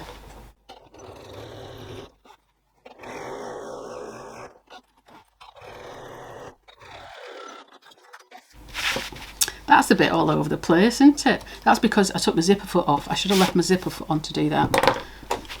Tut tut. Anyway, nobody will see it because it'll be right in the sides of the bag. So next, I'm going to stitch a box shape about 6 centimetres, 2.5 inches square on the sides of the zip. So starting from the top stitching, coming down, across and back up, and that will just seal in the sides of this pocket and that little tiny bit that hasn't been caught. So we can draw it on.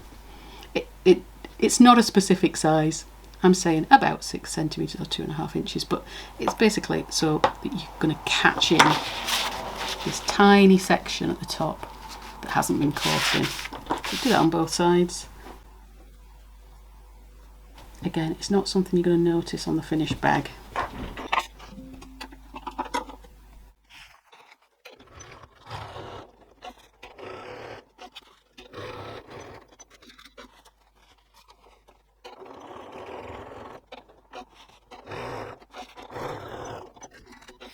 So that has served to top stitch the edges of the zipper in, and it will also seal the pocket on the back. So you can just flip it over to double check you've caught it in.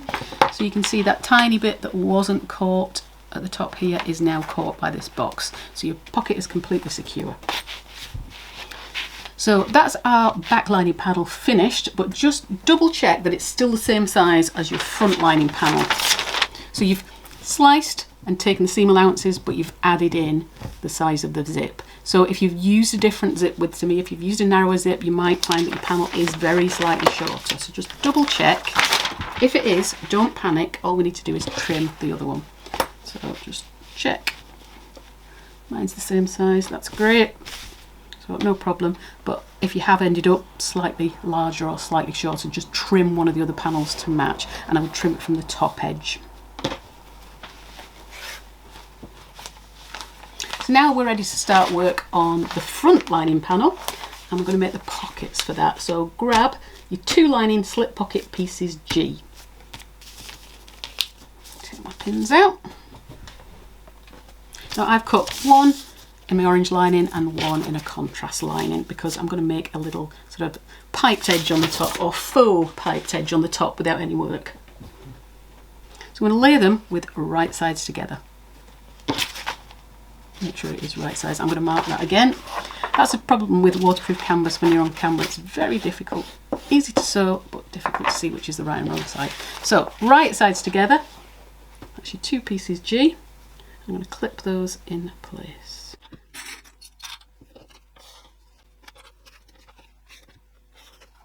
I'm going to stitch across the top edge and the bottom edge. That's both long edges with a 1 centimetre or 3/8 of an inch seam allowance. And I'm leaving both short edges open.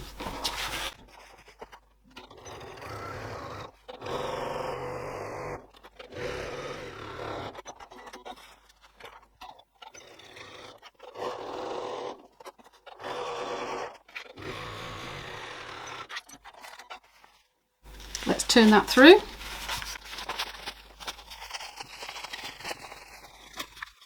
And I'm going to take that to the ironing board, but this is the time you can decide whether you want a contrast edge on it or not. If you don't want any contrast edge, if you just want to see your regular lining fabric, just press it with the seams exactly lying on the top and on the bottom, no problem.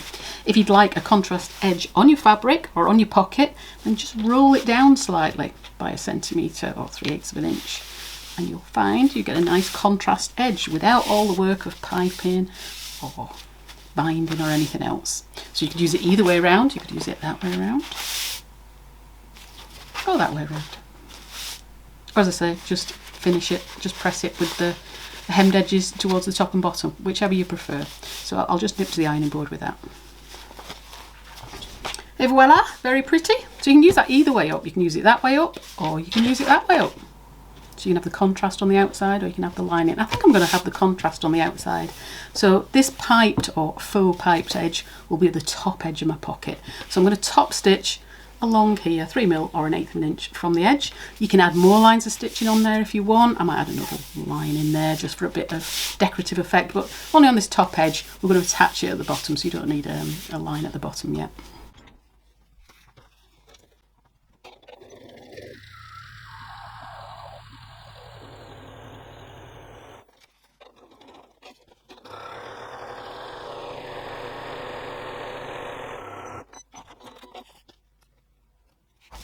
So I've just put one extra line of stitching underneath. You can do as many lines of stitching as you want, just to add a bit of decoration.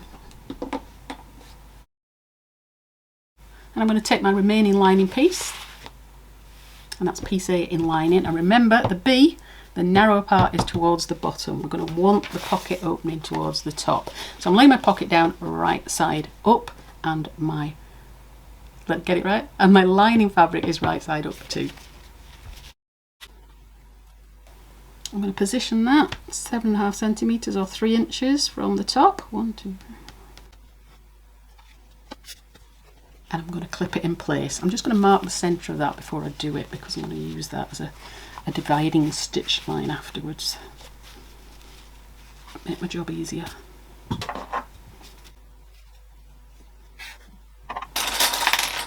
So I'll clip that in place. You'll find it is a little bit wider at the bottom. That's just because you trimmed off your lining. It's not a problem. So we'll just baste that in place at the side seams. So you can trim off that extra side. I'll stitch it first and then trim it off just to make sure that I'm spot on. So I'm going to stitch sides within the seam allowance. You're not going to see that afterwards anyway. And I'm going to stitch along the bottom edge and then back up here, 3mm or 1/8 of an inch from the edge. Just make sure you're catching the lining underneath at the sides.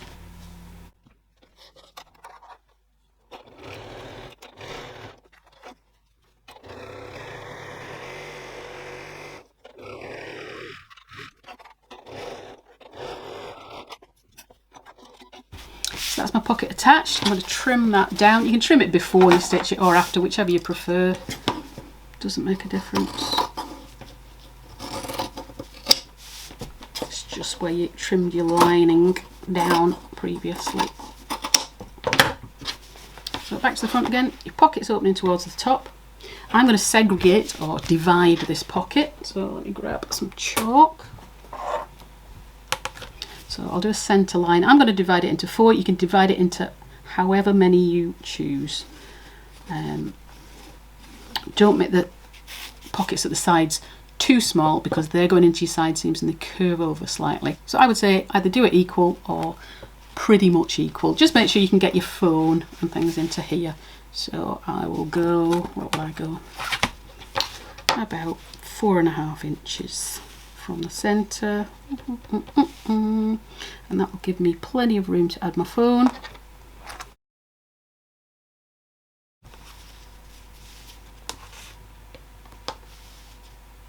Ish.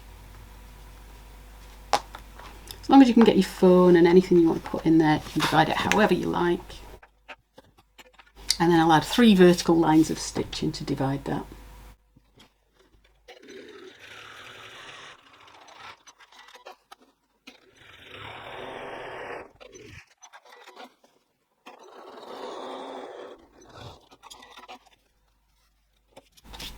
There's my divided pocket for my front lining.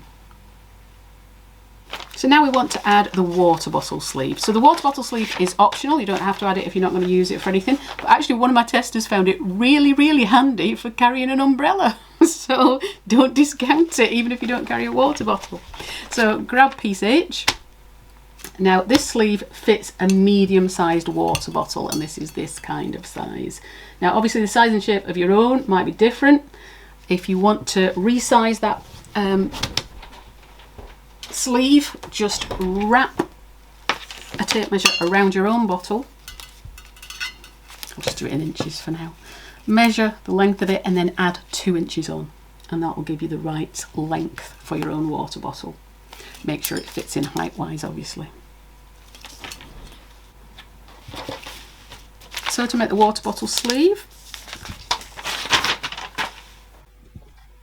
I'm just going to fold that along its length with the right sides together and match up the long edges.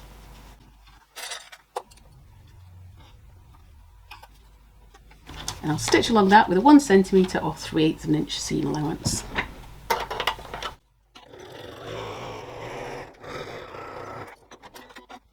And we'll turn that through. Now this time I want to centre the seam. I don't want it on the edge, I want it hidden in the middle. So I'm going to take that to the ironing board and I'm going to press it with the seam in the centre. Nicely pressed, seam in the centre. I'm going to top stitch now, top and bottom, 3mm or 1/8 of an inch from the edge. And you can also add extra lines of stitching if you want to.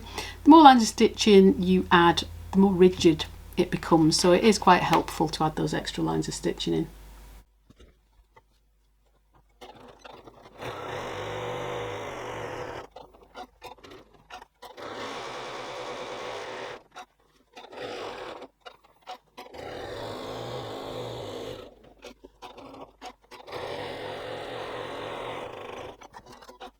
Okay, I've just added a couple.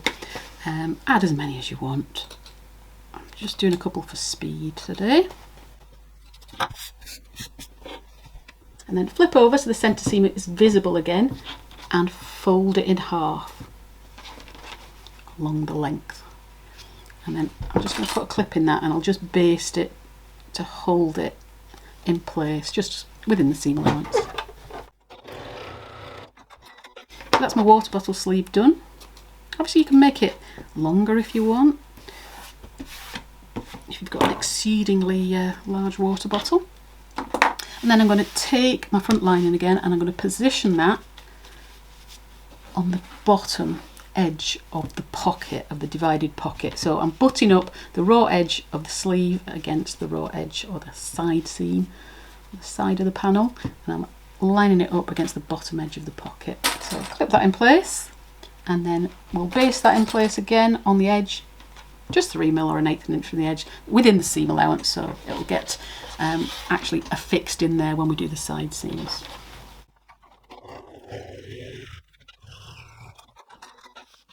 So that is our lining front completed as well.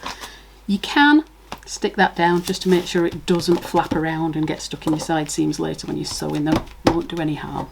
And then we're ready to add the base to our lining. So grab your base piece B, and remember we've already trimmed that down to the dotted line on the lining. So if you haven't done that, do that now. I'm going to take my pattern piece away and I'm going to lay that face down on top of the bottom edge of our lining front. I'm going to centre it in the middle, just like we did with the outer. I'll clip that in place. And remember, we're clipping it to the bottom. That's the slightly narrower one. Our pockets are opening towards the top. Centre it, double check both sides, give it a quick measure. I've just measured it on the board there, you can see.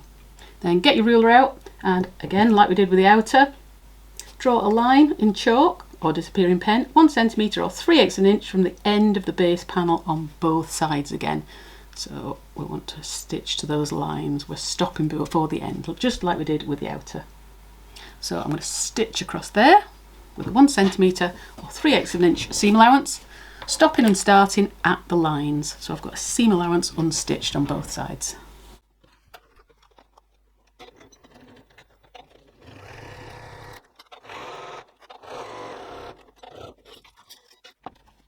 And then again, just like the outer, I'm going to lift up the base panel and I'm going to snip the lining panel. Basically, I'm snipping it along the line that I drew before. So I'm snipping it up to where I've finished stitching underneath or over the top. So let me show you that. So base panel, lift the base panel and I'm snipping there up to where I stopped stitching.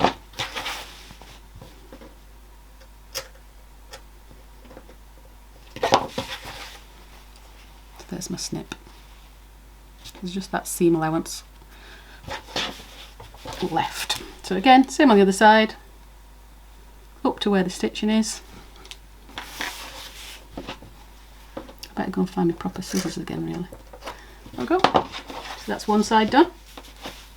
And I'm going to repeat with the other side of the lining.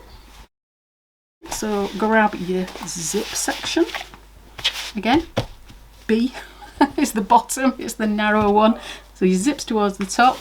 I'm going to open up that base panel and I'm going to lay that on top. So right sides together, base panel and your other lining panel. And centre it across the bottom edge. About there. Make sure that your sides are lining up as well. Clip in place.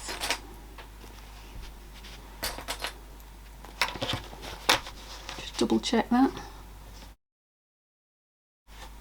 So again, stitch across there between the two lines with 1 cm seam allowance, 3/8 of an inch.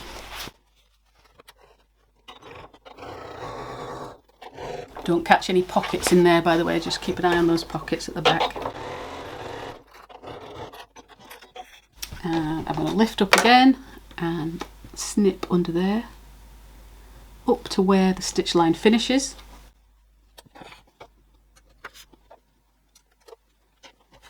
And then I'm heading to the ironing board and I'm going to press both seam allowances towards the base again.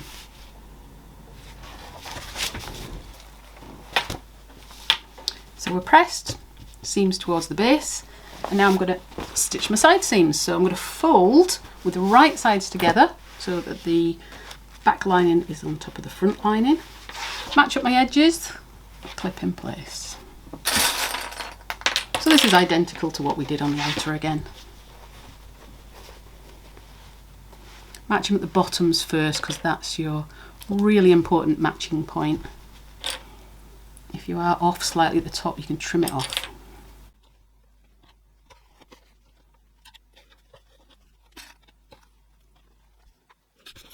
So I can now stitch those with a 1 cm or 3/8 inch seam allowance, both sides. Again, ignore this gap at the bottom, that's going to be our box bottom.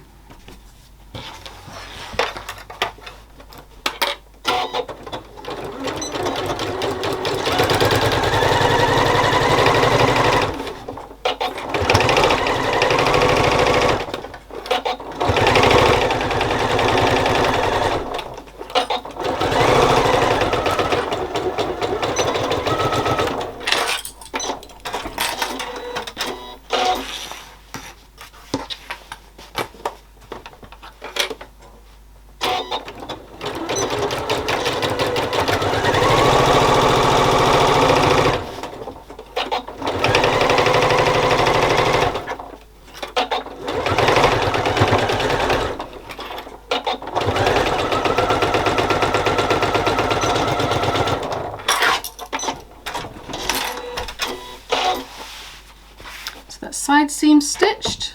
I've lost everything because I went away for a cup of tea. You wouldn't have noticed. I sneaked off for a cup of tea and I seem to have lost everything. I've lost my scissors, I've lost my snips. Better have a tidy up. Right, so I'm just going to go to the ironing board and I'm going to press the side seams open again, or the seam allowances of the side seam open again, just to make things nice and tidy. So I've pressed my side seams open, a lot easier on the lining than it is on the outer. I put a tailor's ham in there and just kind of bent it over. With the outer you can put a rolled up towel in, or again I used a ham. So I'm ready to box my box corners on the bottom. So let's open that out and we're just going to match those corners again. So open your side seam. Let's see if you can see this properly. Flatten everything out. So I'm flattening the base, and underneath you can see that that lines up nicely, and I've got my corner where the snips, they've ended up as corner cutouts. So let's clip that in place. So same procedure as the outer,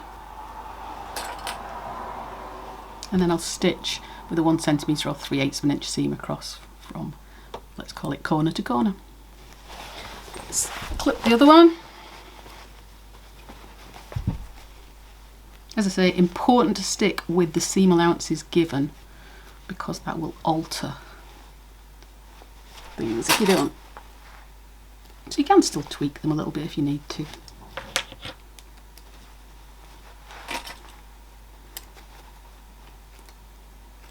Okay, so I'll stitch those.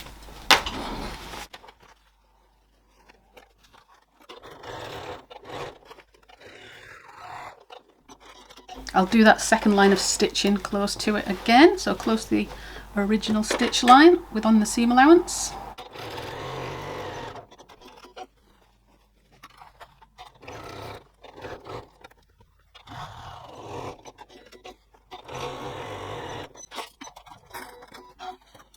Found my clippy clips.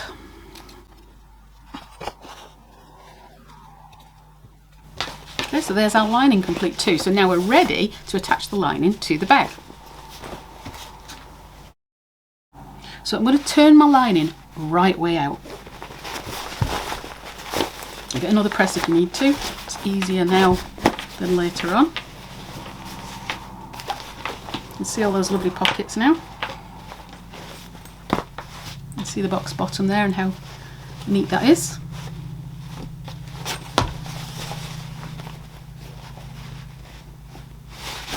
I'm going to grab my outer and I'm going to keep that wrong way out. So it's inside out, the right side is on the inside, and with my lining, the right side is on the outside. So basically, when I insert that, the two outers are going to be facing each other. So I'm going to slip the lining into the outer unit, and I want the zip pocket of the lining opposite the flat pocket of the outer.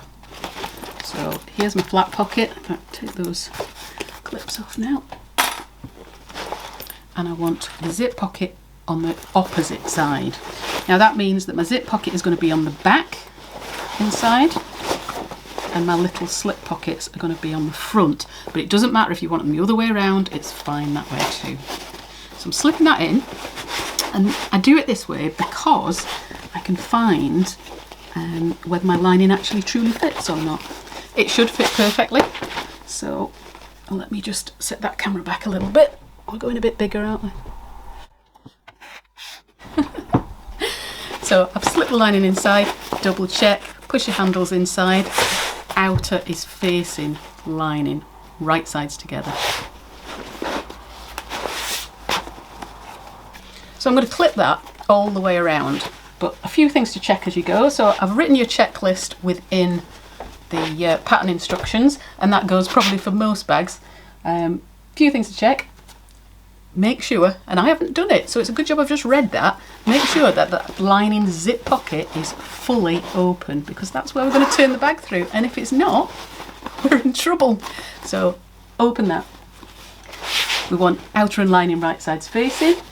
We want our handles, whether they grab handles or shoulder straps, tucked nicely inside the bag, so well out of the way of where we're going to be sewing at the top edge. So tuck those both in. Our strap carriers at the side, they should be stood up, proud at the side, with our D-rings tucked down inside. Your water bottle sleeve should be tucked out of the way of any seams, but I think we're well out of the way with that. The zip tail, where is it? Have a look for it. It's on that side. Now that zip tail needs to be tucked inside, and you can put a couple of clips on it before you start, just to make sure that it's falling nicely. So I'm going to do that. I'll show you here. So just so I know it's in the right position when I get there, clip that there, because we don't want it folded up when we get to that point. We want it dipping in nicely. Want all those seam allowances open at the top edge? Look, I've stitched it closed. Never mind, doesn't matter. You can always snip and open. It won't make much difference now. You snip it close to the top and open it up, that's fine. And I've done it on the other side as well. Let's open that up. It's just reducing bulk as you go over it, and it keeps the side seams nice and neat. So they are open on my lining. So I'm going to use lots and lots of clips. I'm going to start at the side seams. I'm going to clip. In fact, I'm just going to move the camera so you can see this better. And you can see all the junk I keep on the side of my table now as well. I'm sure you don't mind. So I'm going to start clipping at the side seams. So make sure your side seams are open. Make sure they're matched.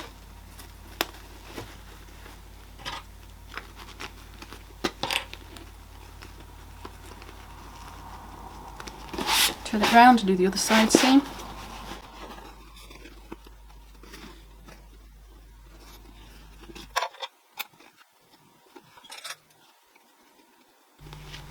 And now we're ready to clip all the way around. So make sure all those points are noted, all your straps are tucked in, all your zip ends are tucked in, everything's out of the way, and let's clip all the way around the top. Now if you find it doesn't fit perfectly, you've still got time to just nip back in and change the seam allowance slightly on your lining. Leave the outer, just change it on the lining if you need to, but it should fit perfectly. If you've stuck with the 1 centimetre or 3/8 of an inch seam allowance everywhere, it should fit perfectly well.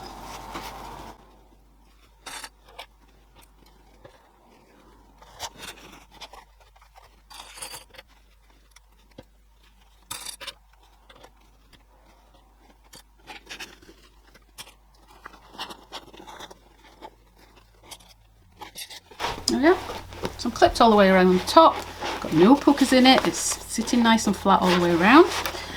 Do double, treble check that that internal lining zip is open, because otherwise you're up the proverbial doo-doo creek without a paddle. You'll be struggling to turn it through. And we've all done that before, haven't we? Trying to open the zip after you can't. So I'm going to put a zipper foot on my machine again, because I'm actually stitching the zip on at the top edge. And I want to get nice and close. And I'm going to stitch all the way around with a 6mm or 1/4 inch seam allowance. So you can stitch from inside the bag, or you can stitch from outside the bag, whichever way you prefer and whichever way your machine suits. I'm going to take the base off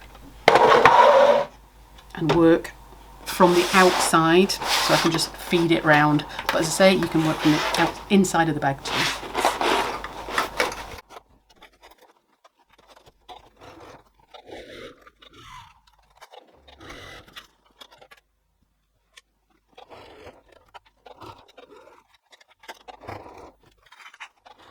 You can use a hump jumper if you want to. You can just push that in near your straps if needs be. We seem to be okay here.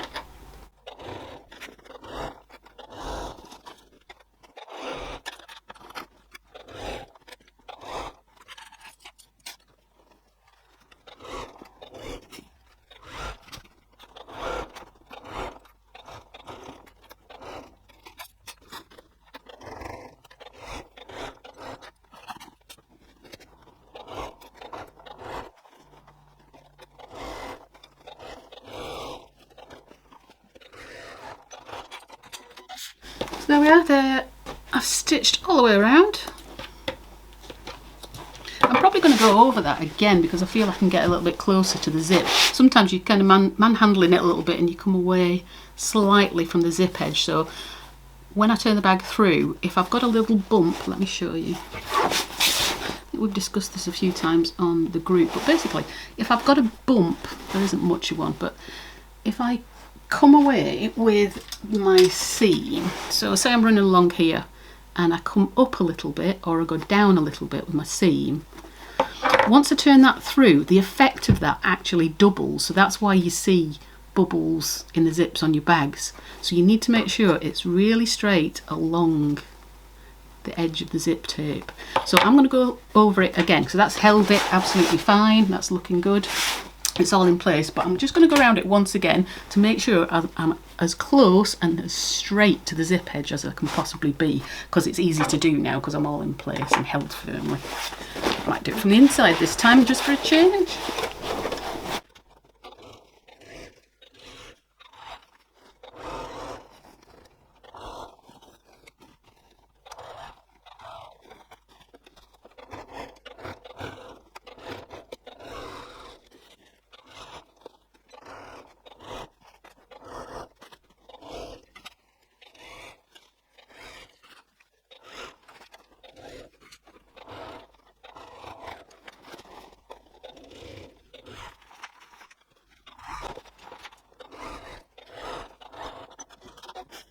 So there, a couple of lines of stitching, but I feel like I've got closer and straighter there, and it does always help to go over it again. Oh, it's all added strength. So now I'm ready to turn it through. So put your hand in, find your pocket. There's my pocket. Put your hand inside. I hope you left that zip open, and let's turn the bag through.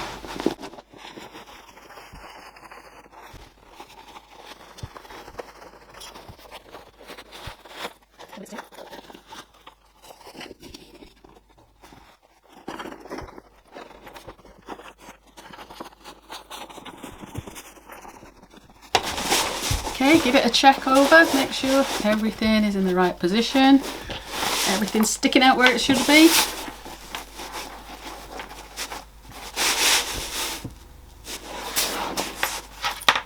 Yep, happy with that. And now I'm going to close the pocket. So just pull the pocket out.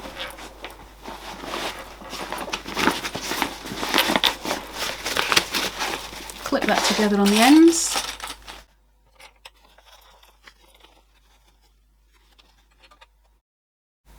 So our hems are tucked neatly inside. We're lining up the edges neatly. And we can just whiz across that, 3mm or 1/8 of an inch from the edge to secure.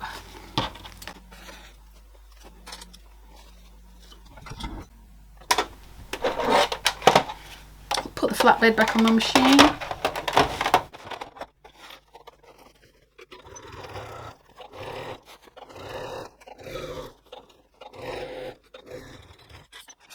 So that's our lining secure. Tuck that back inside. And then I'm going to take that to the ironing board and I'm going to press it all really nicely. Zip my pocket up inside. Get a nice clean edge on the top, and then we're ready for just top stitching that edge. So I press that at the top edge, making sure that my lining's pressed back and my outer's pressed back that way. Nice clean edge at the top, so I'm ready to top stitch that. I'm going to top stitch all the way around. You shouldn't have any problem, but if you do struggle, if you haven't got a very powerful machine, it is made for a domestic machine, but don't worry if you struggle to go over this a little bit here. You can leave it, or you can add a rivet in afterwards. So you could just stop and start at the end of the zip, but hopefully I can get all the way around. I'm going to use a hump jumper though when I get to those bits, because it is a little bit thicker, so it'll help me get over those. I've taken the flatbed off my machine again and just working on the free arm. But again, you could stitch from the inside or the outside. I'd probably stitch from the outside so you can see where it's actually falling, because that's what you're going to be looking at. Shall I start on the front or the back? Let's start on the back.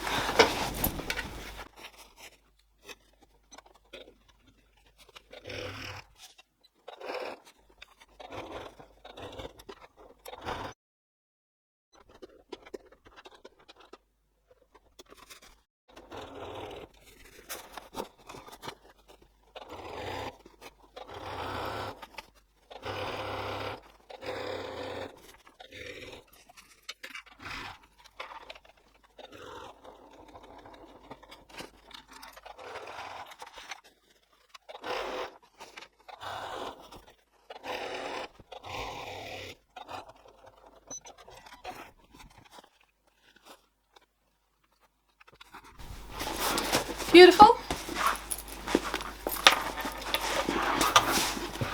Happy with that. Check your zip. Looking good. So now you can optionally add a little bit of reinforcement to these strap carriers if you want to.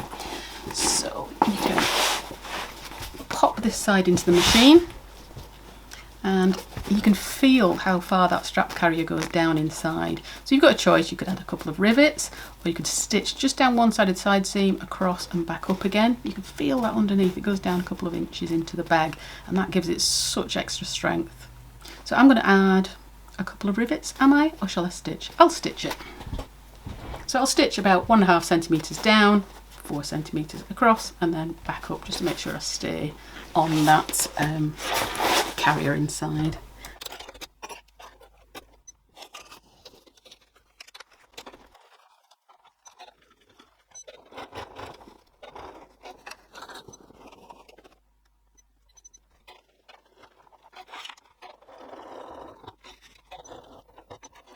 It is quite a squeeze getting it into the gap of your machine, so if you want to rivet it, that's no problem. If you want to leave it, that's no problem either. But you can see I've just put an extra couple of stitch lines on there for extra strength. Trim that up. We'll do that on the other side. Start this way.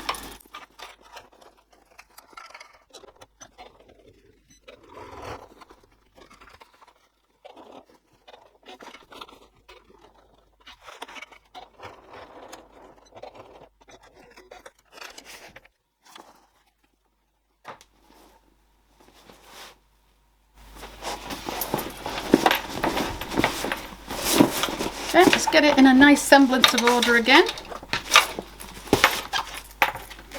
Zip up and we're ready for our zip end. So you can make a fabric zip end if you want, and I'm going to attach today a metal zip end. So we're ready to add our zip end, and I forgot I hadn't switched my camera on. So I've already cut my zip to a length of 4 centimetres or 1.5 inches from where it comes out of the bag. My camera does that sometimes, it's so annoying. So I've literally just cut it off. I've measured from the point it appears from the top of the bag, and at 4 centimetres or 1.5 inches, I've chopped it off and I've stitched across just for a bit of extra security. You can use glue, if you prefer. And I'm now going to add my zip end, so I'm going to fold the zip tape behind the zip teeth. Again, add a dab of glue if you want to. And push my zip end on.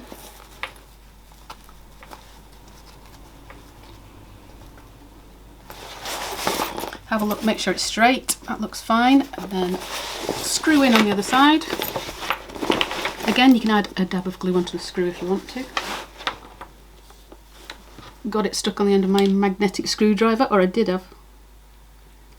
Slippery little sucker. There we are.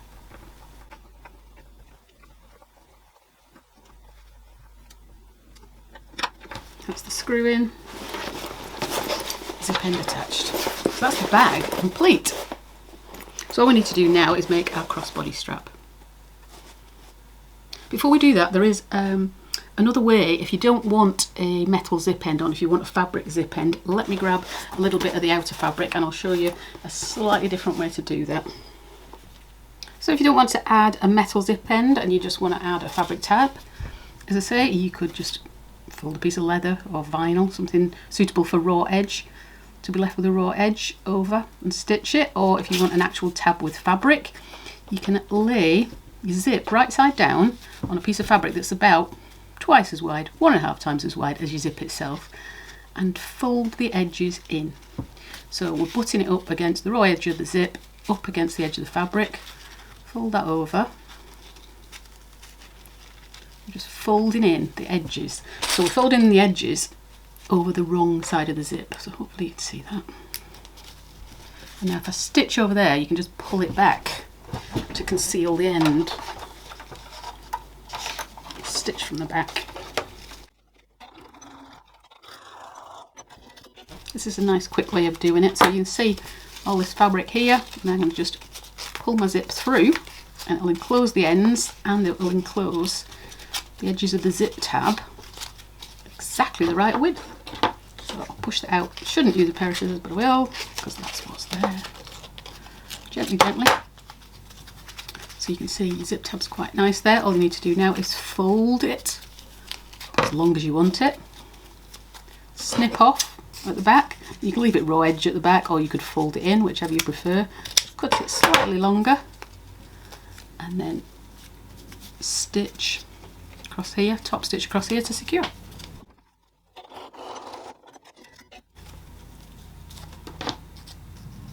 So that's just a quick little way of doing that.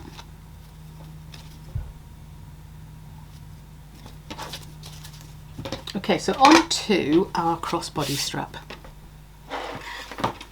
So let's make our crossbody strap. I've cut a length of webbing to the length given in the pattern instructions.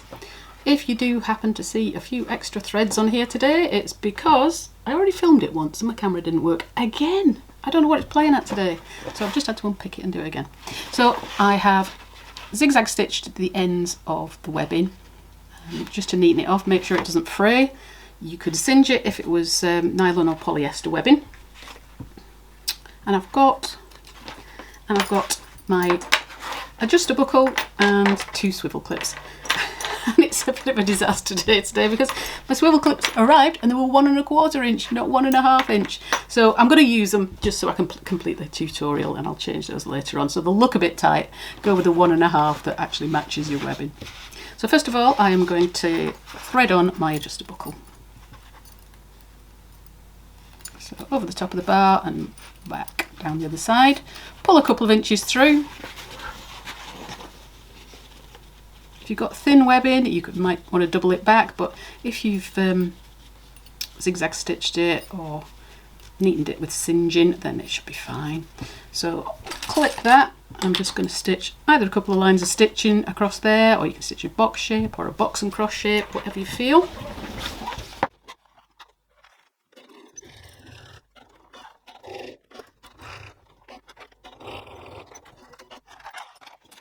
I've changed my thread to match, of course. Of course, I don't have the time. Call it a feature instead, save time.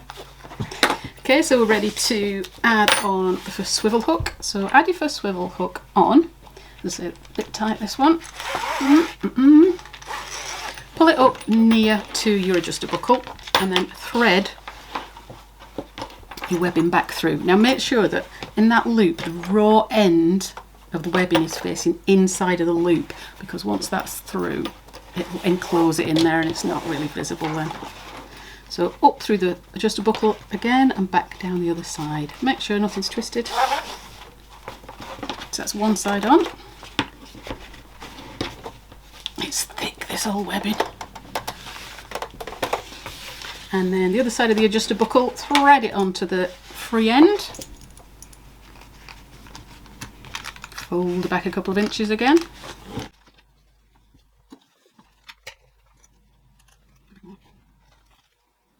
And then again stitch that in place with a couple of lines of stitching or a box and cross.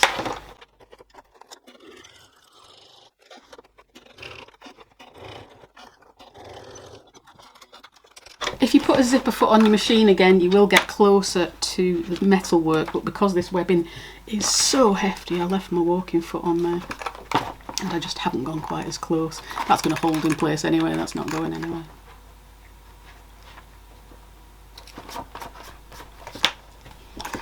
So with a few extra threads, we've finished. So all we need to do is clip that onto our bag and have a look at it. So let's clip that onto our bag. Looking lovely, I'm very pleased with that. I think my husband is going to love that. I'll be lucky to keep hold of that for more than 5 minutes. So there we go, that's the short handle version with the crossbody strap. So it looks good. Hope you're happy with what you've made today too. If you do have any questions on any of my patterns, just jump on the Facebook group and there's always somebody there who can help you. And post your pics. We love to see the pictures of your bags. Do try some in different fabrics as well. This one is a canvas version. This is really sturdy. Canvas with Decaville light actually, but it is quite sturdy. Put the short handles on that. The long handles are really useful. I kind of like the long handles, so I can just pop that over my shoulder and I don't need the extra crossbody strap as well. But lots of options. That's canvas too. And then you've got the option of making a packaway version as well. So for this one, I just use a ripstop nylon inside and outside, and it makes a really good, I didn't use any interfacing at all in there. It's a really good packaway bag that you can put inside one of the others and take it shopping. Very useful. Packs up nice and small. So do have a go. Lots of things to get your teeth into. What are you waiting for? Go sew!